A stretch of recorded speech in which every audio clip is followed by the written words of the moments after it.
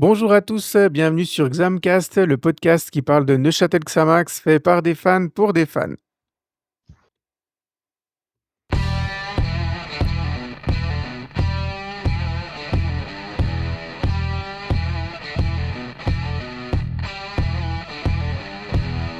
Alors à Xamcast, on fait rien dans la demi-mesure. La semaine passée, j'étais tout seul comme une pauvre âme en peine et ce soir, carton plein, 5 animateurs au total, dont Osvaldo qui nous fait sa première ce soir pour la saison 3. Salut Osvaldo. Salut Mirko, oui, comme Il tu est le de dis, retour, première. du soleil de l'Italie et motivé à nous parler de ce match. Avec nous En- en- également ce soir, il y a Thomas. Salut Thomas. Hello, hello Mirko, hello à tous. Il y a Varam. Salut Varam. Salut Mirko, salut l'équipe, salut tout le monde. Et il y a également Michael. Salut tout le monde. Alors, c'est déjà le quatrième épisode de la saison et ce week-end, enfin le dernier week-end entre le 15 pardon, et le 17 août, c'était la place à la Coupe de Suisse, honneur à la Coupe de Suisse avec des matchs qui ont eu lieu le vendredi, le samedi et le dimanche. Alors évidemment, il y a un match qui nous a un peu plus intéressé que les autres, c'est celui qu'on va commencer par vous débriefer. C'est le match qui nous a donc opposé au FC Diaspora du côté de Delémont. Ensuite, le coin SFL ce soir sera l'occasion de vous parler un peu des autres confrontations et des quelques surprises. Il y en a eu une ou deux pour être un peu plus précis. Et puis, en fin d'épisode, nous ferons le briefing, de notre prochain match pour la 4e journée de Challenge League, pardon, où c'est, nos amis d'Étoile Carouge qui se rendront à la Maladière, qui viendront nous rendre visite plutôt du côté de la Maladière. Voilà, un programme un petit peu plus chargé, je pense que vous étiez pas trop fatigués à la fin du dernier épisode. Aujourd'hui, il y aura un petit peu plus de Xamax et un petit peu plus de football à vous mettre, sous la dent. On passe tout de suite à la première rubrique.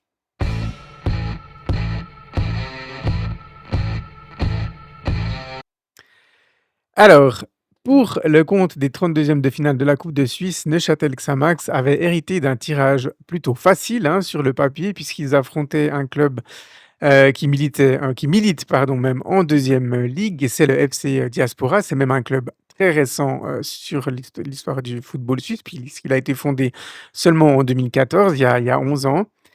On pouvait s'attendre à un match facile, on l'a mentionné, enfin je l'ai mentionné la semaine passée lors du briefing de ce match. Mais il n'en a rien été puisque Neuchâtel Xamax on peut déjà le dire, hein, messieurs, a livré une performance absolument catastrophique malgré une qualification, arrachée dans les dernières minutes du temps additionnel 3-2. Alors, performance historique dit aussi beaucoup de réponses de la part de nos auditeurs. Ah, j'imagine. Ouais, donc alors on commence avec, Béatrice qui nous dit: «Respect à Diaspora, il méritait de gagner, on n'a pas été bon du tout». Notre animateur Sam qui dit: «Les soucis sont tournés au vinaigre». Eliano qui nous dit: «Match à chier mais on se qualifie». Tim nous dit: «Les émotions de la coupe, mais il y a rien à négliger vu que ça passe aussi d'ailleurs». Grégoire qui nous dit: «Ça m'inquiète car je ne suis même pas surpris». Oni: «Je n'y étais pas, j'ai pas vu le match, mais c'était une deuxième ligue quoi, 3 petits points». On a Pat qui nous dit: «Très mitigé, ça m'inquiète pour la saison». Luigi: «Malgré la qualification, la démonstration de force attendue n'a pas eu lieu». Loris qui nous dit: «Courage». Alors on ne sait pas s'il parle, à l'équipe ou à nous pour faire le débriefing. Et puis, on a Julien qui nous dit, ricanement sur le site officiel, il parle limite d'une prestation avec une multitude d'actions help. Voilà. Ben, je crois que, la plupart des réactions de nos auditeurs, elles ne sont pas, volées. Alors, sur les 5 animateurs présents, ce soir, seulement 2 d'entre eux ont fait le voyage de Delémont, samedi dernier. Donc je vais leur laisser un petit peu plus la parole, en tout cas dans la première partie où on va parler plus du déroulement du match à part entière. Mais messieurs, quand vous êtes arrivés, j'imagine, au stade autour des 17h, 17h30, vous étiez loin de vous imaginer assister à la catastrophe auquel on a failli assister. Effectivement. Moi, je vous avoue que je rate souvent le premier tour de la Coupe de Suisse parce que souvent c'est la période où je me retrouve en vacances et j'avais quand même une pointe de plaisir de me dire ah ben pour une fois que que je me tape justement pas le marasme d'un peu de la Challenge League week-end par week-end, parce on va se le dire, hein, les week-ends excitants en championnat sont peu nombreux. Et je m'étais dit bon ben le début de saison malgré les quelques résultats était pas si catastrophique que ça, mine de rien la machine avait plus ou moins été lancée, en tout cas pour moi dans ma tête suffisamment pour pouvoir obtenir une qualification tranquille et aller en 16e de finale. Et je dois avouer que je suis rentré très très très énervé de ce déplacement dans le Jura. Ouais, alors ouais, c'est un match qui nous a offert beaucoup de surprises dans le mauvais sens du terme, en tout cas pour les Neuchâtelois. Forcément pour les locaux, ça a été une soirée probablement inoubliable, bien que frustrante à la fin. Oui, bah là, au début du match, bon moi, je suis forcément, je suis pas du tout inquiet avant 18 h avant le début de la partie. J'ai pas d'attente archi précise, mais bon, forcément que je suis pas inquiet parce que c'est juste, ne serait-ce que même si je suis, moi, pour le coup, pas forcément satisfait de notre début de saison, voilà, l'aspect rationnel de la chose veut qu'une équipe de deuxième ligue ne tienne pas tête à des pros, et ça n'a probablement jamais eu lieu dans l'histoire, je pense. Ou en tout cas, si c'est arrivé, c'était voilà, fut un temps que je ne connais même plus, que je ne connais même pas, pardon. Mais voilà, donc bon, pour le côté tout à fait rationnel, j'avais pas particulièrement peur. Et puis un week-end de Coupe de Suisse, ça fait toujours plaisir. Moi, j'aime beaucoup ces week-ends-là. Moi, je vais souvent voir pas mal de matchs sur ces week-ends, sur ces premiers tours de Coupe de Suisse, qui sont le week-end. Bon, cette année, j'ai dérogé à la règle puisque j'ai que vu Xamax, mais en tout cas, voilà, ça fait toujours plaisir de faire ce genre de déplacement-là, pas très loin, mais à Delémont. C'était sympa, quoi. Donc j'abordais le match en étant content de faire ce match, quoi. C'était Donc cool. Mickaël, vendredi, tu étais pas dispo, samedi, tu es à l'Examax et tu as passé ton dimanche dans ton lit à regarder le plafond, hein, suite à Voilà, cette à me performance. remettre de mes émotions. Non, mais tout simplement à me dire que ça vaut pas la peine toujours de regarder beaucoup de foot. Parfois, une pause Une s'impose. pause Voilà. s'impose. Voilà, on pouvait s'attendre à ce que les Neuchâtelois prennent le match à bras-le-corps et dominent pratiquement dès le coup d'envoi leur adversaire du soir.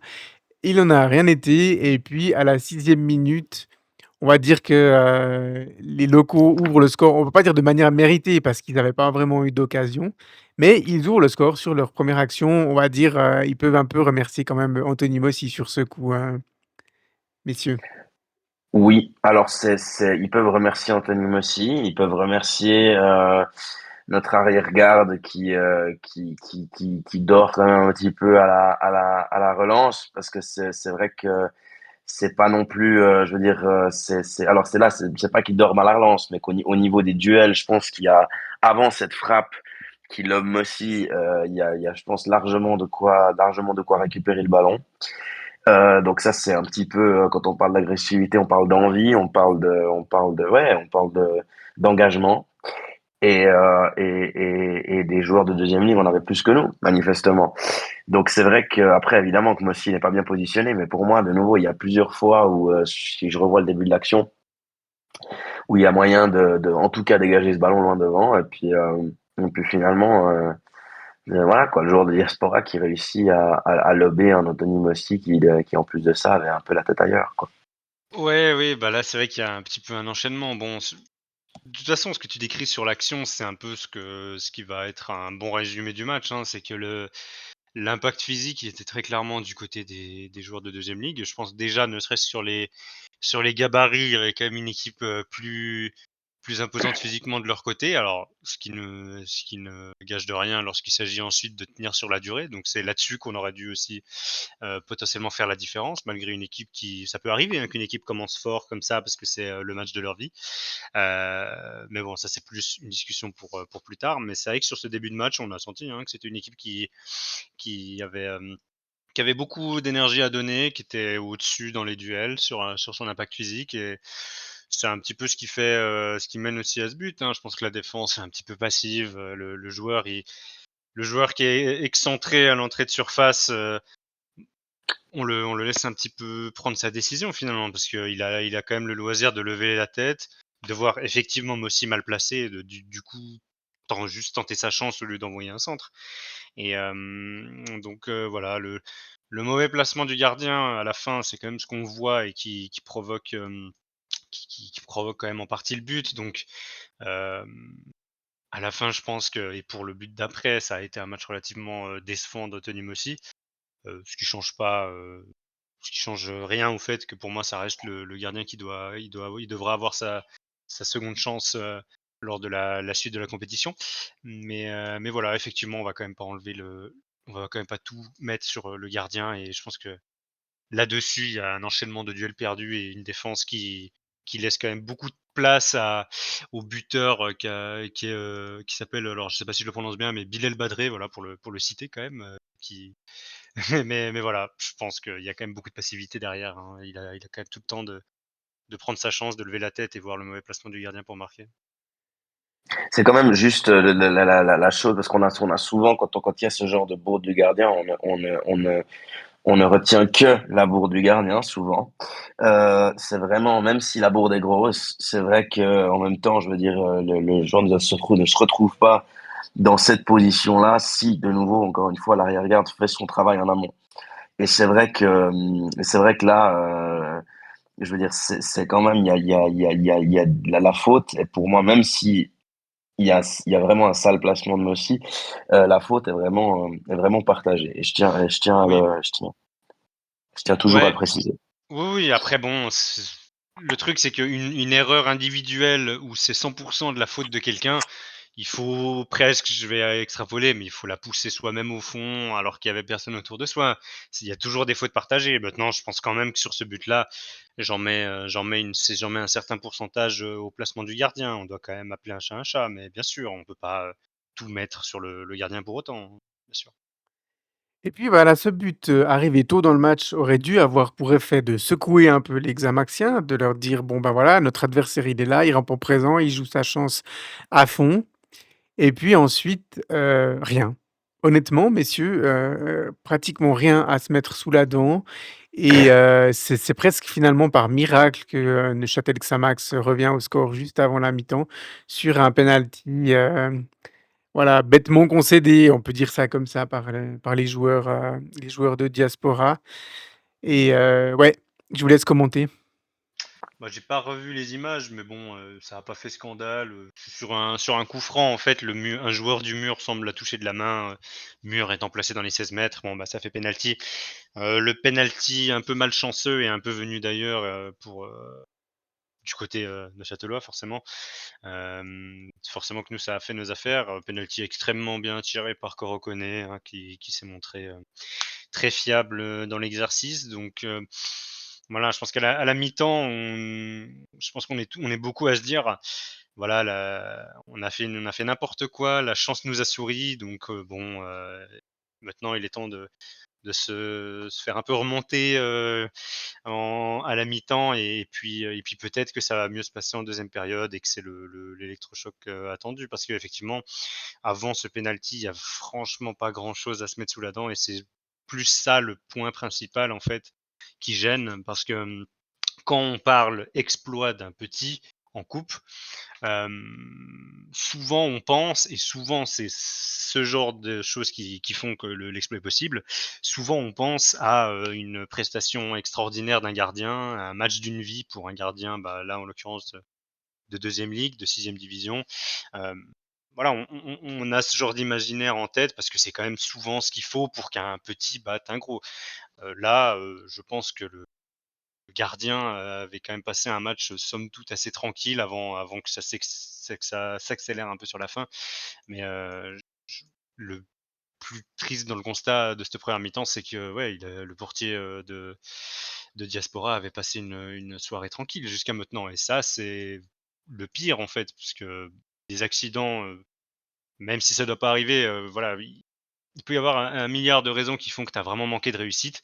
Là, c'est même pas la réussite puisqu'on a très peu essayé. C'est ça qui posait problème. Donc ouais, à la mi-temps, c'est un partout, il est franchement chanceux quand même.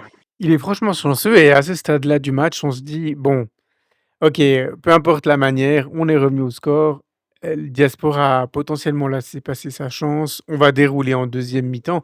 Je pense que messieurs vous qui étiez présents au stade et même vous Thomas et Varane, vous disiez: «Bon, ben, voilà, le plus dur a été fait», même si ça a été salement fait, mais ça a été fait et au final, ben, non, on repart sur les mêmes bases que la première mi-temps en deuxième mi-temps, avec les joueurs jurassiens qui reprennent l'avantage, de nouveau dans le premier quart d'heure, à la fin du premier quart d'heure, précisément à la 60e minute.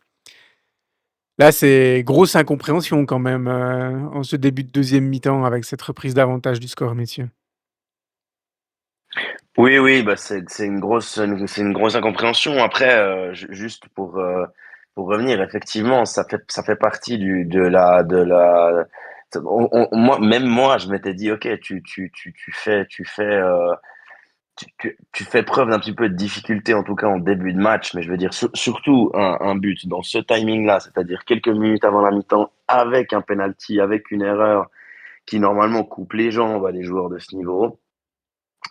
En revenant avec un minimum le mort entre les dents, le mort aux dents en début de deuxième période, tu passes l'écueil absolument sans difficulté. Et là, en plus de ça, là pour le coup, ben, Mossi, il en fait une encore plus grosse sur le deuxième but que sur le premier, c'est qu'il foire carrément une relance à la main qui vient directement dans les pieds de son adversaire. Donc ça, c'est vraiment parce qu'encore le jeu au pied c'est très important pour les gardiens, mais tu n'as pas forcément toujours le temps de dégager. Et c'est ce qui fait la différence justement entre les artisans du jeu au pied et ceux qui le sont moins. Mais une relance à la main, tu es supposé avoir avoir tes secondes réglementaires pour pouvoir justement soit dégager au pied loin devant, soit faire une relance à la main qui doit quasiment à coup sûr arriver dans les pieds de ton joueur pour que ça serve à quelque chose. Et là, enfin, c'est vraiment, ça s'apparente vraiment à une erreur de junior pour le coup. Bah, il veut relancer vite et accélérer le jeu. Le problème, c'est que voilà, la relance à la main, elle est très longue. Le Xamaxien sur qui la passe était dirigée la prend pas, c'est récupéré. Et puis, bah, là, Messi se retrouve hors de position, quoique peut-être qu'il était un poil lourd sur son déplacement, j'ai l'impression. Mais bon, quoi qu'il en soit, il y a quand même une grosse partie du but qui s'ouvre quand tu rates complètement une relance alors que tu étais quasiment à la sortie de tes 16 mètres pour relancer très rapidement. À partir de là, forcément, il y a le but qui s'ouvre et encore une frappe de loin, cette fois de Keldit Gageri. Alors là, je suis presque sûr de mal le prononcer, mais voilà pour le citer quand même. Et puis là, c'est terrible, ouais, effectivement. Il n'y a pas de souci avec les torts partagés du premier but, même si je pense quand même que c'est une grosse erreur de placement. Et sur ce deuxième, bon, bah là, c'est tout simplement une très mauvaise relance, suivie d'un placement peut-être douteux, mais bon, je pense qu'il n'a pas le temps de se remettre et que le mal était déjà fait. Et à la fin, on se prend cette frappe de loin. Match très compliqué pour Mossi, on connaît ses qualités, donc voilà, ça me remet pas en doute le fait que ça doit être encore le gardien qui va jouer lors du prochain tour de coupe, hein. C'est le but du numéro 2 quand même, donc on va pas le priver de ça pour un mauvais match, mais là-dessus, c'est sûr qu'il manquait plus que ça, quoi, on va dire. Une équipe qui est pas dedans dans les duels, une équipe qui peine sérieusement à produire du jeu malgré le niveau, enfin malgré la division, l'écart de division. Voilà, un match un petit peu rebourbier. En plus de ça, un gardien qui fait 2 erreurs. Bon, là, il y a quand même, à ce moment-là, je me dis qu'il y a tous les ingrédients pour que ça devienne horrible, hein. Moi, je crois que j'ai pas mis longtemps à vous écrire dans le groupe pour montrer pas ça. Et l'avenir a failli me donner raison et heureusement que ça n'a pas été le cas. Mais à ce moment-là, je sens que on est tombé dans un bourbier pas possible, quoi. On est en difficulté et en plus de ça, malheureusement, ton gardien sort un mauvais match au pire des moments. Ça sentait quand même très très mauvais.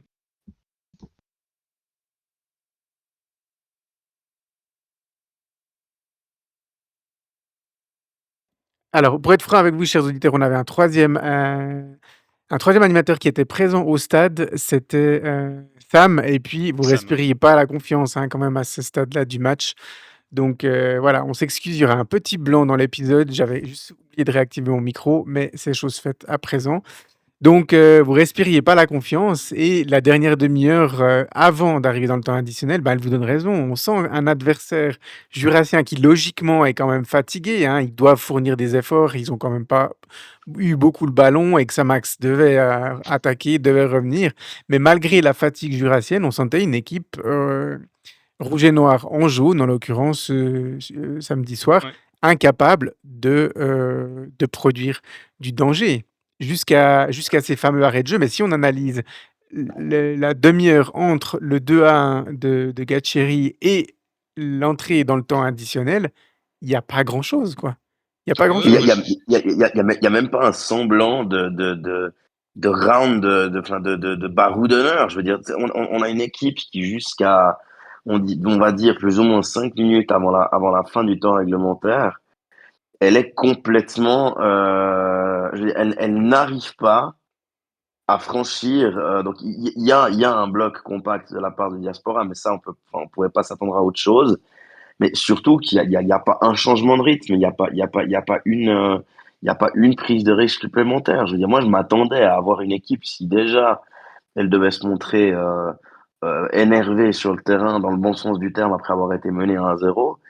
Tu prends le deuxième, mais je sais pas, moi, tu redoubles de rébellion Oui, parce que et on avait ce deuxième, il vient pas à la 91e minute, quoi. Il vient à la Mais 60e. Il y a encore 60e, une ouais. demi-heure de il y a jeu. le temps de revenir, mais il y a le temps de revenir. Et de nouveau, je veux dire, en plus avec les nouveaux entrants, avec les changements qu'a opéré Breza, bah, la fraîcheur physique pour des pros face à des amateurs, elle doit encore doublement se voir avec des joueurs qui rentrent en cours de jeu. Mais là, Et j'ai Mais pour être honnête, j'ai une action en tête de Demassai sur son entrée, qui est une bonne action. Mais effectivement, enfin, ouais. mais Ouais. sans, enfin voilà, il y a un bon espace trouvé à l'entrée des 16, elle passe à côté, mais c'est sans ça, on a quand même vraiment senti une équipe de Xamax qui était un petit peu, on va dire, qui jouait de manière un peu stéréotypée avec le ballon, qui savait pas franchement comment dépasser cette ligne de défense et qui par moments semblait vraiment un peu désespéré avec le ballon, hein.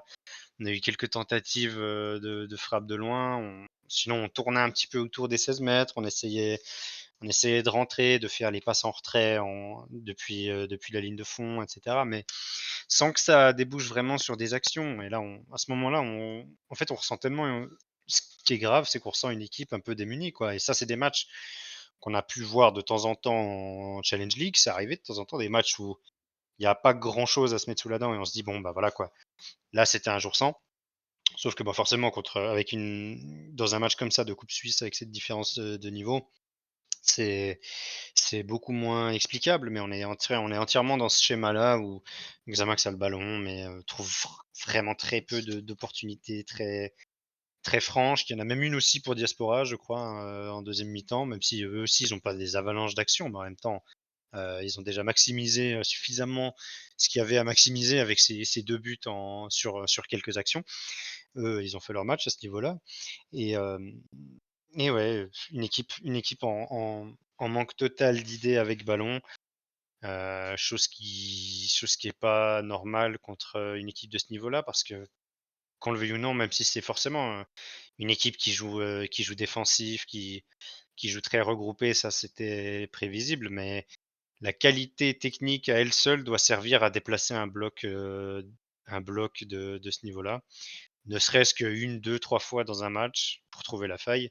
Là, on est avant le manque de finition, on est dans le manque de vraie création, de vraie production offensive. Sur un match comme ça, c'est très inquiétant. Et puis finalement, le miracle, il se produit. Je pense que le terme miraculeux, miracle, il est pas du tout usurpé parce que, on n'a pas du tout eu le profil où on a touché, du bois une fois, 2 fois, on a le gardien qui fait des arrêts incroyables. On n'était pas du tout dans cette configuration de match. On avait une équipe qui avait le ballon, mais qui arrivait rien à en faire. On va pas, minimiser nos termes par rapport à ça. Donc c'est vraiment miraculeusement que Xamax revient dans le match avec, cette égalisation, signée Noah Streit. On est déjà à 5 minutes de temps additionnel. À ce moment-là et là, le match bascule totalement dans l'irréel sur cette réussite. Une réussite Ouais, bah, qui vient, ouais, de manière c'est inattendue. On peut parler de miracle et c'est ce qui rajoute l'ironie, de l'ironie à cette histoire, hein, parce que c'est que ça soit Xamax qui ait besoin d'un miracle pour se qualifier sur un match comme ça et pas l'équipe de deuxième ligue qui réalise le miracle. Ça aurait été probablement des titres qu'on aurait pu croiser sur des médias locaux ou des choses comme ça si Diaspora était passé.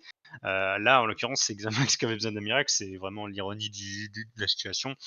Mais c'est ça, hein, ce but qui arrive à la 95e, il vient un peu de nulle part, hein. Même si on pousse, comme tu dis, on n'est pas dans cette situation où on a un gardien héroïque qui te sort 5-6 grosses parades et qui fait le match de sa vie. Chose qui, encore une fois, comme je disais avant, dans l'imaginaire, c'est un peu ça qu'on a en tête, quoi. Si on imagine le petit qui bat le grand. Mais là, non, le gardien a même pas eu temps à sortir le grand jeu. Et jusqu'à la 95e, moi, j'y crois plus, hein. J'ai accepté la défaite, hein. Très sincèrement, parce que je me dis, mais bon, bah, si on n'a pas eu une action, je suis pas convaincu que ce soit dans l'énergie du désespoir, en jouant un petit peu n'importe comment, enfin en jouant un peu à l'instinct pour essayer de trouver des buts, trouver un but venu de nulle part. Je suis pas convaincu que c'est comme ça qu'on va s'en sortir. Et puis finalement, sur un ballon je crois que Noah Streit, il marque sur un, peut-être tu me confirmeras, Osvaldo, mais je crois qu'il marque sur un ballon qui traîne un peu dans les 16 mètres, parce que forcément, on a beaucoup de monde dans cette surface, et à la fin, il y a un ballon un peu mort qui revient sur un Xamaxien, sur Straight, qui finit par la mettre au fond. Je crois que c'est celui-là, à moins que ce soit Demassay qui ait mis un but similaire dans le deuxième. Bref, ça vient de nulle part, même si Xamax effectivement attaque, mais en même temps, j'ai envie de dire, il était temps. J'ai envie de dire il était temps et à la fin ça vient mais quand même quelque part sur un miracle et ça le temps additionnel laissé par l'arbitre qui bon, je comprends qu'il ait frustré les locaux mais je pense qu'il était quand même relativement justifié pour toutes les pertes de temps qu'il y a pu avoir. Le temps additionnel laissé par l'arbitre a laissé parler la frustration des joueurs qui fait qu'après ça, il y a un joueur, le buteur, Badré sur le premier but, qui prend un rouge à cause de sa frustration. Et à ce moment-là, je commence à comprendre qu'on va probablement passer. Mais ouais, il a fallu. Ça s'est joué à pas grand-chose, quoi. Ouais, non, mais alors au niveau rebond, le troisième but est encore pire au niveau hasard, hein. Ouais. Bon, On dans va y revenir. l'intervalle, les Jurassiens, logiquement perdent un peu leurs nerfs. Leur capitaine est expulsé suite à un deuxième jaune pour réclamation. À ce moment-là, on se dit: «Bon, 2-2, les Jurassiens sont à 10, ils vont craquer dans les prolongations». Là, Ouais, ouais, le match je pense qu'ils gagnent. Avec Clermont tourné, on pense, tous que Xamax allait gagner. On n'a même pas eu besoin d'aller aux prolongations et on arrive à cette action Osvaldo pour le 3-2, signé le Oui, buteur oui, raison. voilà, même utiliser le terme action pour ce troisième but Ouais, est presque flatteur parce que finalement, Demacha, il vient récupérer un ballon pratiquement sur la ligne de but à la suite d'un cafouillage et la pousse au fond, hein. Donc il y a un centre, ça arrive au deuxième poteau, ça revient vers le premier, les Jurassiens ont un peu de peine à se dégager et c'est presque en contrant le ballon que Demacha, il vient la pousser au fond. Non, vraiment, je veux dire, une qualification par les poils, comme on a l'habitude de le dire, mais là, pour le coup, je pense que par tous les poils qu'on peut tirer.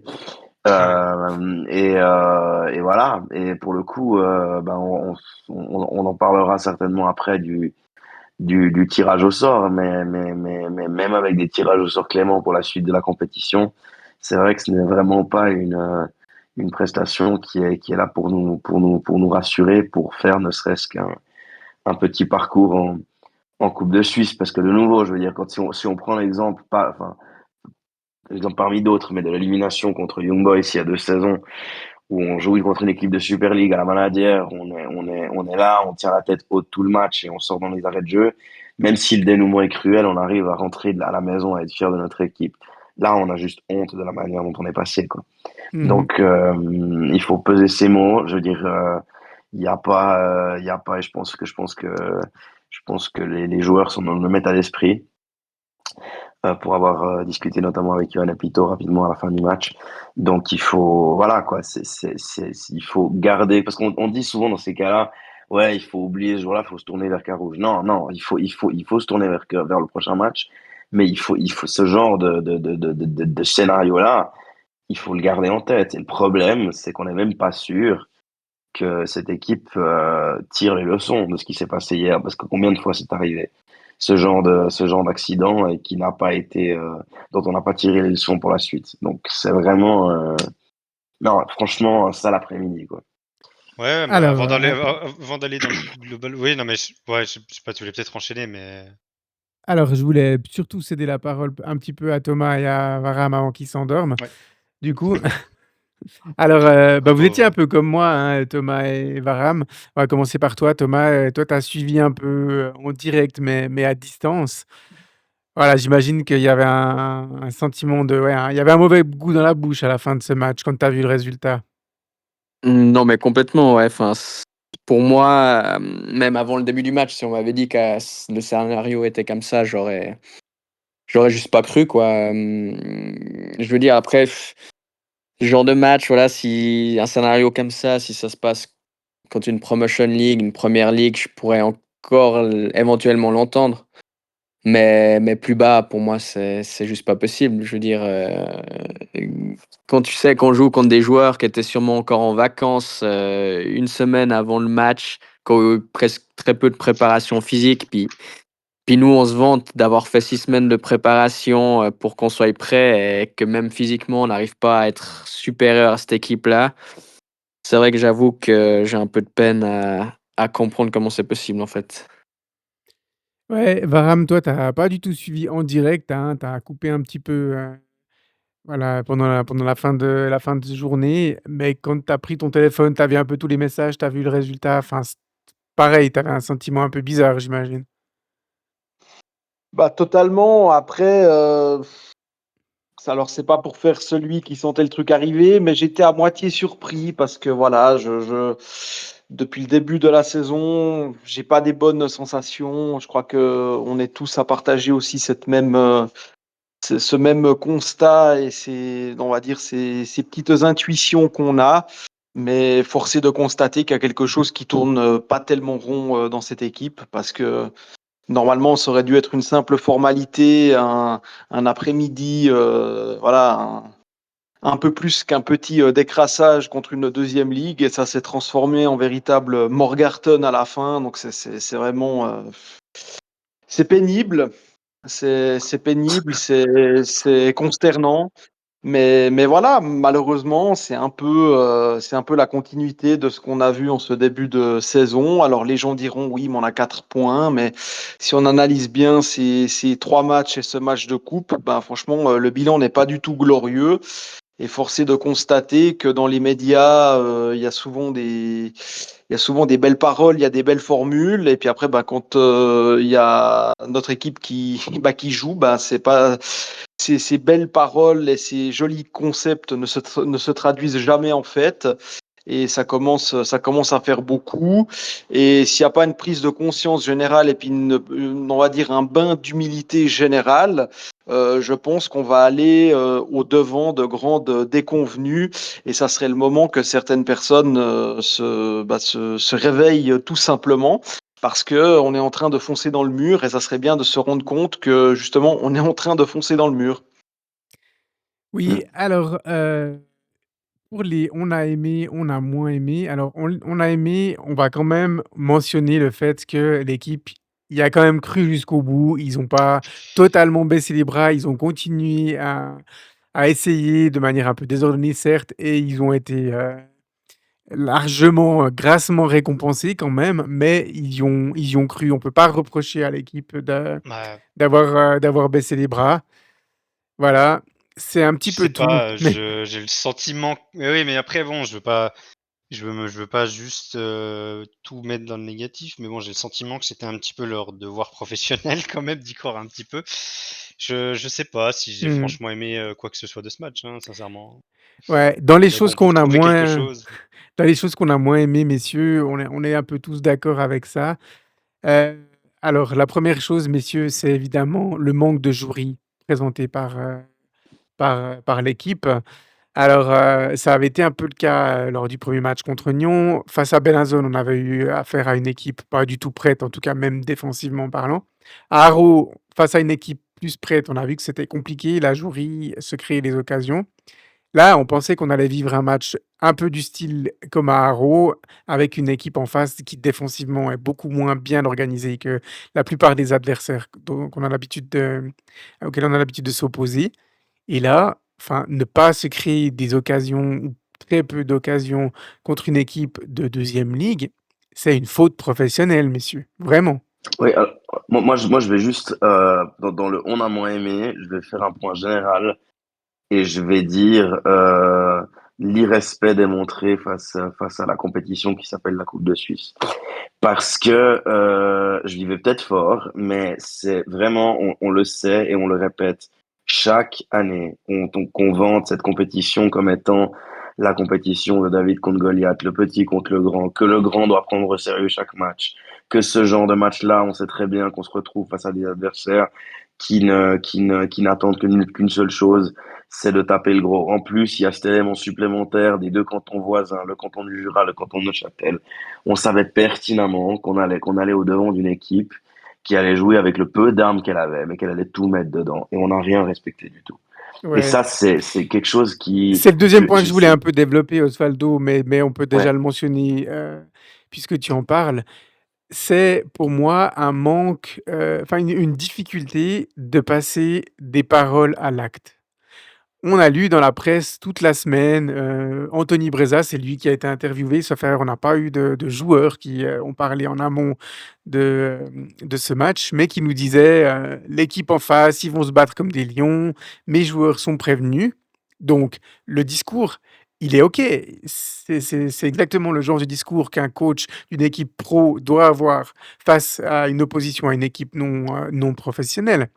Mais ensuite, dès que les joueurs sont arrivés de terrain, dès que l'entraîneur est arrivé, lui, sur son bord de touche, tout ça, on n'a rien vu. Rien vu. Enfin, le fait de rentrer l'engagement tu disais Michael, il y avait plus d'engagement physique de la part des Jurassiens. C'est logique, c'était leur arme principale face à nous, le physique, puisqu'ils avaient un déficit ils ont un déficit technique important par rapport à nos joueurs, que ce soit individuellement ou collectivement, en temps normal. Mais on n'a pas répondu à ce duel physique-là. On était capable de le faire, même si on rendait quelques centimètres. Et au final, c'est ça. Il y a aucune, il n'y a pas eu de cohérence entre le discours dans la presse d'avant-match et ce qui s'est passé sur le terrain. Il n'y en a pas eu en première mi-temps et il n'y en a pas eu en deuxième mi-temps où on rappelle que pendant 15 minutes, tous les joueurs sont assis dans le vestiaire à écouter le coach ou à s'écouter eux-mêmes pour recadrer ce qui n'a pas fonctionné dans une première mi-temps. Et ça, c'est une faute professionnelle, même si à la fin, il y a la victoire, mais ça doit pas arriver, messieurs. bien sûr que non, bien sûr que non. Mais je veux dire, on est quand on parle d'humilité, quand on parle de Varam, on est complètement là-dedans, hein. Quand on parle d'humilité et de la bonne modestie et puis de savoir où on est et puis de savoir rester à sa place. Je veux dire, on a rien démontré dans les dernières saisons déjà qui puisse nous permettre de partir, euh, de partir avec un autre comportement et un autre tempérament que celui de l'humilité au début d'une saison. Et en plus de ça, on peut pas dire qu'on soit un club qui historiquement détient une histoire d'amour avec la Coupe de Suisse, parce que je veux dire, même si notre adversaire du premier tour est allé jusqu'en finale la saison passée, je veux dire, la prestation à Bienne contre une équipe bien supérieure à Diaspora, mais la prestation déjà à Bienne l'année passée au premier tour, elle est d'un niveau très très discutable aussi, hein. Je veux dire, on a une équipe face à nous qui a plus d'arguments que celle de samedi soir, certes, mais la prestation déjà d'il y a une année, il y a quelques joueurs qui étaient sur le terrain à Diaspora, à Delémont et qui l'étaient déjà à Bienne, elle est déjà très discutable. Donc je veux dire, on a aucune raison je dirais dans les 5 dernières saisons de démontrer une confiance comme ça exagérée face à une préparation, face à un mercato, face à un début de saison. On a l'impression que, je veux dire, et de nouveau, je reviens, il y a un respect à avoir pour cette compétition-là pour les adversaires d'un soir qui rêvent que d'une chose, c'est de nous taper. Et comme tu le dis, Mirko, on n'est absolument pas passé de la parole aux actes. Moi aussi, je les ai lus, hein, ces déclarations. Et honnêtement, quand on les lit durant la semaine et qu'on voit ce qui a été le rendu du samedi soir, honnêtement, au-delà d'être inadmissible, c'est incompréhensible. Oui, C'est parce que incompréhensible. soit on dit des choses et on les applique pas volontairement et dans ce sens-là, c'est un irrespect, à mon avis, pour, les gens qui ont payé leur place pour voir ce match et c'est un manque de respect pour l'adversaire ou alors et ça, c'est peut-être pire, c'est qu'on veut faire des choses, mais on n'y arrive pas et je veux dire, si on n'y arrive pas contre une équipe de deuxième ligue, mais qu'est-ce qu'on va faire contre nos adversaires dans le championnat? Ouais, c'est ça. C'est C'est parce que vraiment c'est inqui et là, on partage les inquiétudes de Grégoire. Ce match, malgré la victoire, il est extrêmement, extrêmement inquiétant.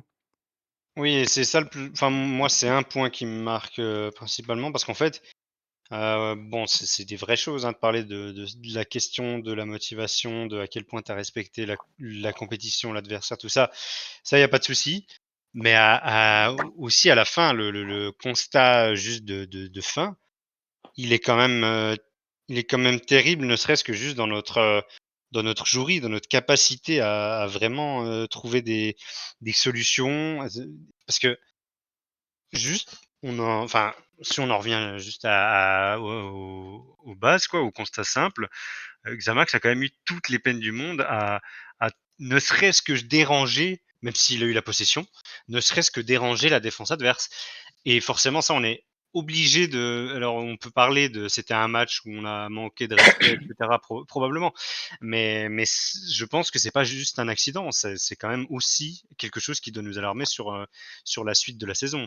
Parce que c'est pas normal ce match-là, même quand même si si t'as même si tu prends de haut l'adversaire, que tu te fais plus chahuter que prévu sur le plan physique parce que tu les avais pas vus venir, etc.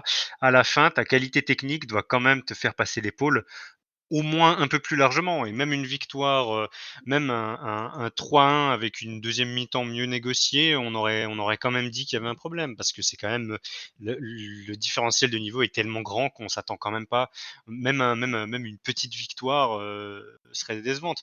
Là, on est carrément sur une victoire où il a fallu, cravacher pour l'obtenir et on peut quand même je trouve moi je ne peux pas m'empêcher quand même de penser à la suite de la saison parce que c'est pas juste, un accident de parcours. Je pense en tout cas que c'est pas forcément juste un accident de parcours qui vient d'un manque de respect et cetera et je pense qu'il y a quand même de vraies questions à se poser le niveau qu'on est capable de proposer. Mm. Ouais. Ouais, clairement. Et puis, il y a aussi quelque chose qui doit nous interroger, c'est est-ce que le message du coach passe réellement auprès du groupe? Je pense on peut commencer en tout cas à sérieusement en douter, parce que ce qu'il dit dans la presse pendant la semaine, ça nous semble quelque chose de correct, hein, de dire voilà que c'est une équipe voilà qui est limitée, qui a un écart de ligue très très grand, mais qu'il va falloir faire un match de guerrier. Et puis au fait, on se rend compte finalement que c'est pas du tout ça, quoi. Et que il y a vraiment, à mon avis, un problème de communication ou je ne sais pas, où il y a des choses qui se passent dans le groupe ou alors on ne le sait pas, mais franchement, c'est hyper inquiétant. Offensivement, le premier match contre Nyon, on a été catastrophique, où on a joué avec des longs ballons à domicile contre une équipe qui est franchement assez modeste, hein, sans être insultant pour Nyon. Mais je pense que c'est quand même l'une des équipes les plus faibles de Challenge League. Après, il y a le match contre Bellinzone, à mon avis, qui est un peu tronqué parce que Bellinzone, on sait que c'est un club un peu folklorique où en début de saison, il y a en fait un énorme brassage et puis ils ont perdu énormément de leurs joueurs, Sauter notamment derrière, qui était un peu leur leader derrière. Contre Ara, où on n'a pas fait un tir cadré. Enfin, ce que je veux dire, on est revenu des peines de l'enfer pour mettre 3 buts contre une équipe qui joue en deuxième ligue. C'est quand même inquiétant, quoi. Donc devant, il se passe rien. On nous parle de beaux jeux, de foot attractif, mais excusez-moi, c'est pas ça. Donc il y a en fait un réel problème. Est-ce que le message passe? Apparemment, pas si bien que ça, donc je ne sais pas, mais à mon avis, il doit y avoir un problème dans cette équipe parce que c'est pas possible, quoi. Et puis, on va dire que les perspectives pour la suite sont vraiment alarmantes, hein. C'est vraiment inquiétant. Et je pense que je vois encore des personnes qui disent oui, mais on est qualifié. Bah, je crois que ces gens se rendent pas tellement compte que on est vraiment passé à côté, mais vraiment, mais de la correctionnelle, et on a failli se border de ridicule, hein. Oui. Ouais. Moi j'irais plus loin parce qu'on est quand même la qualif est là, mais alors la qualif est là si on fait un match, on se contentera de la qualif quand on ratera un match contre une équipe de notre niveau. Là la qualif alors, je veux pas manquer de respect ou quoi, mais juste la qualif était une évidence et je pense qu'on n'est pas passé à ça du ridicule. On a vécu une humiliation, hein, ce samedi. Donc l'humiliation, elle est passée, on l'a vécu. Les joueurs, je pense qu'ils doivent se rendre compte et être bien conscients, et je pense qu'ils le sont, parce que ça reste, enfin eux, c'est des compétiteurs, donc forcément que ça a touché leur ego. Mais l'humiliation, elle a quand même, on l'a bien vécu, hein. On n'est on l'a pas évité, hein, parce que pour le coup, c'est quand même vraiment un gros camouflet, ce match-là, et ça doit quand même vraiment inviter tout le monde à beaucoup d'humilité, hein, parce que et aussi ça demande une réaction pour au moins montrer qu'on se trompe quand on dit que c'est peut-être pas qu'un accident, et que ça remet peut-être quand même aussi en cause certaines choses au niveau de notre qualité en tant qu'équipe. J'attends des vrais résultats quand même pour prouver l'inverse, parce que moi, cette humiliation de samedi, elle est très inquiétante au-delà d'un simple accident de parcours, hein. Je voudrais juste poser une toute petite parenthèse, parce que dans les déclarations d'après-match de notre entraîneur, il a dit cette phrase qui m'a marqué, où il disait: j'ai donné la chance à des joueurs qui n'ont pas la chance d'habitude et qui ne l'ont pas saisi. Dans l'équipe qui a démarré le match de samedi, parmi les titulaires habituels, on se rend compte qu'il y a Aeroulaou, Fakinetti, Epito, Autier, qui est quand même un titulaire relativement constant, enfin, en tout cas qui joue régulièrement, et Koné et Lentini qui peuvent dire jouer régulièrement depuis quelques saisons. Moi, je suis désolé, même là, on parle pas d'un turnover qu'on aurait pu s'imaginer pour un premier tour de coupe contre une deuxième ligue. Quand il dit j'ai donné la chance, oui, t'as titularisé pour la première fois Azemi, mais même là, dire qu'il a donné la chance à des joueurs qui ne l'ont pas saisi, ce qui est encore plus grave, c'est que pour moi, ce match-là s'est déroulé avec un 11 Pas si loin qui, du pour la titulaire, plupart, hein. Oui, mais même ce joue en Champions 11-là, League, les gars. il doit mettre une dérouillée à Diaspora. Oui, mais c'était Je veux pas un dire, 11 loufoque, c'était pas le non, U19, Non, hein. c'est non, logique de c'était faire même du pas un 11 tournus C'était et un loufoque. 11 cohérent pour le de coup. C'était reposer même un pas peu un 11 loufoque. certains joueurs. C'est ça le Non, pire. pour moi, cette phrase, elle sert à rien. Vraiment, elle sert à rien. Enfin, je veux dire, tous les joueurs qui ont joué, les 16 joueurs qui ont foulé le terrain, puisqu'il y a eu 5 changements, ils n'ont pas saisi leur chance, que ce soit les titulaires ou les remplaçants. C'était un match raté. Et moi, j'aimerais qu'Anthony Breza, il s'inclue aussi là-dedans. Ils disent aussi, Oui. moi, j'ai raté mon match en tant que coach, j'ai pas su préparer correctement mon équipe, j'ai pas su avoir le discours nécessaire euh, pour rendre mon équipe attentive. Je l'ai dit dans la presse, je l'ai répété aux entraînements, mais pour moi, il doit s'inclure. Ils sont même 17 à avoir raté leur match, si on compte le coach, un peu plus avec les assistants. Donc voilà, cette équipe, d'ailleurs, il y a eu quelques changements à l'intersaison. Il y a des joueurs qui n'étaient pas là la saison dernière, mais pour ceux qui étaient déjà là, et ça inclut aussi Anthony Breza, cette équipe, elle est en reconquête. Elle est en reconquête d'une cohérence de jeu, elle est en reconquête de résultats, et elle est en reconquête d'un succès populaire avec son public. On le voit, la campagne d'abonnement, je ne sais pas si vous avez été sensible à ça, messieurs, mais chaque post sur les réseaux sociaux était estampillé avec la remarque «Le rouge et noir nous rassemble». Je viens d'en compiler plusieurs. Il y a toujours cette fameuse phrase «Le rouge et noir». Il y a des variantes. «Nous rassemble». Non, c'est toujours «nous rassemble». Messieurs, c'est pas le rouge et noir qui nous rassemble, c'est ce que vous faites quand vous portez ce maillot.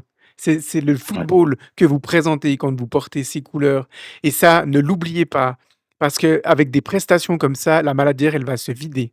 Elle va se vider. Ouais. Elle commençait déjà à se vider à la fin de Oui. la saison dernière et elle va inexorablement toujours plus se vider parce que c'est juste pas possible de présenter un football comme ça. Non, mais complètement. On est complètement d'accord. On est complètement d'accord. Après, quand je disais le manque de respect par rapport à la Coupe de Suisse, je me rappelle d'une phrase d'un journaliste de Blue Sport après le fameux sauvetage miraculeux à Chiasso, qui disait, il y a 4 ans déjà, qui disait le pire, c'est que Xamax se sauve de cette manière-là pour des raisons qui existent vraiment et ce n'est même pas un accident. Je me sens presque, je me sens presque l'envie de donner la même phrase pour le match de samedi, c'est-à-dire qu'on passe ce genre de tour de coupe de la sorte pour des raisons qui existent vraiment. Et ça, je veux dire, ça fait partie un peu de l'environnement actuel du club. Ça fait partie un petit peu de ce qui a l'air de s'y passer. Et puis, voilà quoi. Je veux dire, on n'a pas encore parlé de notre adversaire au prochain tour, mais là pour le coup, c'est le plus gros signal d'alarme notamment par rapport au rapport de cette équipe à son public depuis bien longtemps, hein. Parce que je n'ose imaginer ce qui se serait passé à la fin de ce match, notamment avec les personnes qui ont fait le déplacement à Delémont, si on s'était fait éliminer. Mmh. Parce que l'équipe, j'espère qu'ils sont conscients qu'ils ont perdu en popularité par rapport à une prestation comme ça ce week-end. Ils ont perdu face aux supporters ultras, ils ont perdu face à aux supporters non ultras qui sont peut-être pas vus au match, mais qui ont juste vu un peu le compte rendu, après sur la chaîne, nationale. Donc ce public-là, il faudra le reconquérir et il faudra le reconquérir en présentant un autre jeu et puis si possible en faisant des résultats. On va rien reprocher à une équipe qui se bat, mais une équipe qui se bat pas, eh bien, le public aura toujours beaucoup de difficultés à ça. Ouais, mais après, je suis complètement d'accord. Après, ce qui m'énerve un peu déjà, c'est que les joueurs le disent. J'ai vu l'interview d'Abedini sur les réseaux sociaux du club. Genre, ce qui est le plus important, c'est la mentalité. Je sens que mentalement, on est bon, on est bien. Ils commencent à faire leur rond à chaque fin de match, début de match. Genre, on est tous là, on est une équipe. Mais ça se reflète juste pas sur certains matchs. Et Pas celui du tout. de samedi, c'est juste la preuve que j'ai l'impression que c'est du fake, c'est pour l'image. On se met tous en rond, on est une famille, on est soudés, on se bat l'un pour l'autre. Et le match de samedi, ça représente exactement l'inverse de ça. Et puis après, vraiment, ce qui me fait vraiment peur pour la suite, c'est vraiment la jouerie. C'est, comme l'a dit Varane, je veux dire, le premier match contre Nyon, c'était très faible. Contre Haro, moi qui étais, franchement, on a rien montré offensivement. Et puis là, c'est surtout contre une deuxième ligue, on n'arrive pas à se créer plus que 3 occasions, quoi. C'est juste aberrant et super inquiétant. Il y a des lacunes à certains postes dans cette équipe aussi, parce qu'il n'y a pas que la faute forcément du coach, même si je pense pour moi il a quand même une grosse part de responsabilité, mais à mi-terrain, des joueurs qui sont censés faire le jeu, faire la passe qui casse des lignes et autres, on n'a pas ces joueurs-là pour faire le jeu. Et quand on va jouer face à des blocs bas, comme Diaspora a sans doute fait, moi j'étais pas au match, mais voilà, on va galérer. Et Haro, ils ont bien compris le match qu'on a fait la semaine passée, ils nous ont laissé le ballon, on n'a pas franchi les 16 mètres, quoi, adverse. On n'est pas dangereux avec le ballon. Donc, on n'a pas de créateur. Il nous manque une âme dans l'équipe et puis des joueurs techniques, j'ai l'impression. Donc, ce match-là, il fait assez peur pour l'avenir.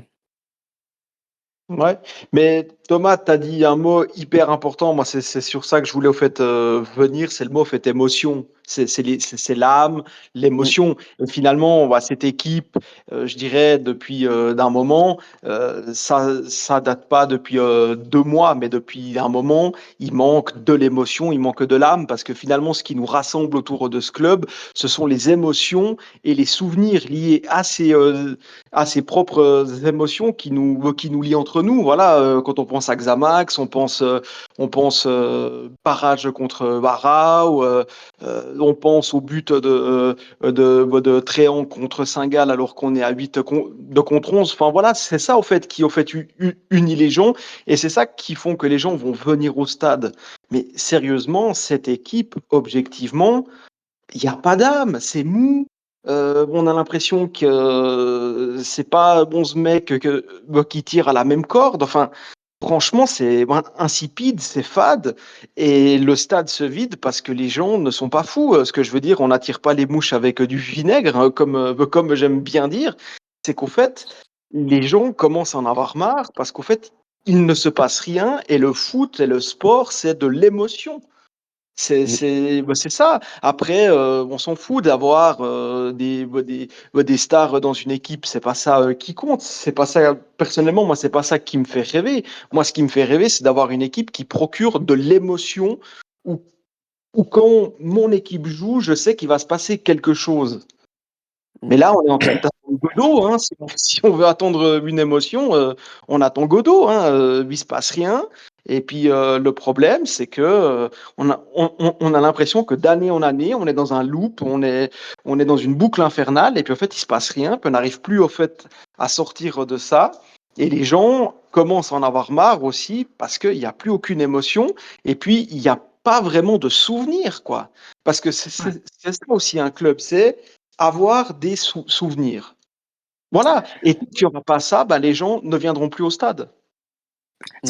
Si tu parles d'émotion, si tu parles, puis d'ailleurs on parle de Coupe de Suisse, et c'est un match dont je reparle souvent avec des potes, pour ceux qui étaient là au match avec moi. Mais c'était une élimination, mais c'était l'élimination contre Sion en septembre 2016, Ouais. le 4-3 à la Maladière.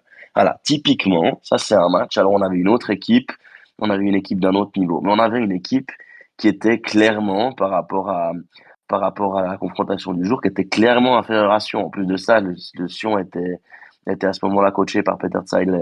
C'était son passage en Valais. Mais on perd 4-3, mais plus que la tête haute, plus que la tête haute, en se battant comme des chiens. Alors évidemment qu'après, tu mènes 3-2, tu t'enflammes un peu trop, puis tu prends le 3-3 direct derrière. Mais moi, je suis rentré ce soir-là, j'étais fier de mon équipe. Mm. Là, là, Ouais, même plus, là, ouais. mais Plus c'est récemment, on peut penser à celui contre eBay aussi. voilà, exactement. IB, j'en ai parlé tout à l'heure, ouais. Mm. Mais c'est des matchs où tu sens, où t'as un vrai sentiment de fierté. Hier, samedi soir, tu rentres à la maison, t'as juste envie de creuser un trou et de te cacher au fond, quoi. C'est parce que t'as encore des sueurs froides le lendemain matin en te levant, en te disant, mais à côté de quoi on est passé, quoi. Mm. Parce que tu te rends C'est, bien compte que l'équipe a été franchement humiliée, quoi. c'est ça. Mais ouais. Bah, de toute façon, je suis d'accord avec tout ce que vous dites depuis quelques minutes sur ce sujet. De toute façon, c'est clair que cet objectif de reconquérir un peu le public, il est assez palpable. On le comprend dans la communication. Et bah, effectivement, on arrive déjà bientôt, et bon, on a l'impression qu'on dit ça de plus en plus tôt, mais on arrive déjà bientôt dans un tournant pour faire revenir les gens dans le bon wagon, parce que c'est quand même maintenant qu'il est temps d'essayer de capter un peu les gens pour avoir un minimum de public à la Maladière, parce que je rappelle quand même que cette fameuse période d'octobre-novembre où il commence à faire froid avec des matchs pas sexy le vendredi soir, ben, c'est déjà de toute façon de base des périodes qui attirent moins de public, et j'ai peur qu'on soit que cette période-là soit aussi, si cette période-là est aussi sportivement synonyme de grand marasme, ben, faudra pas s'étonner de voir un pauvre 2000 spectateurs à la Maladière, quoi. Et ce genre de prestation confirme un peu ces inquiétudes. Mm. Effectivement. Alors, en 1 heure de débriefing quasiment, je pense qu'on a un peu tout dit sur, ce match. On avait besoin un peu aussi de déverser nos propres émotions parce qu'on vous l'avez entendu, on était tous, bien fâchés à l'issue de ce match. Mais, voilà, on parlera du tirage, à la fin du coin SFL où on commentera tous les tirages, au sort en même temps. On peut passer messieurs à la rubrique suivante.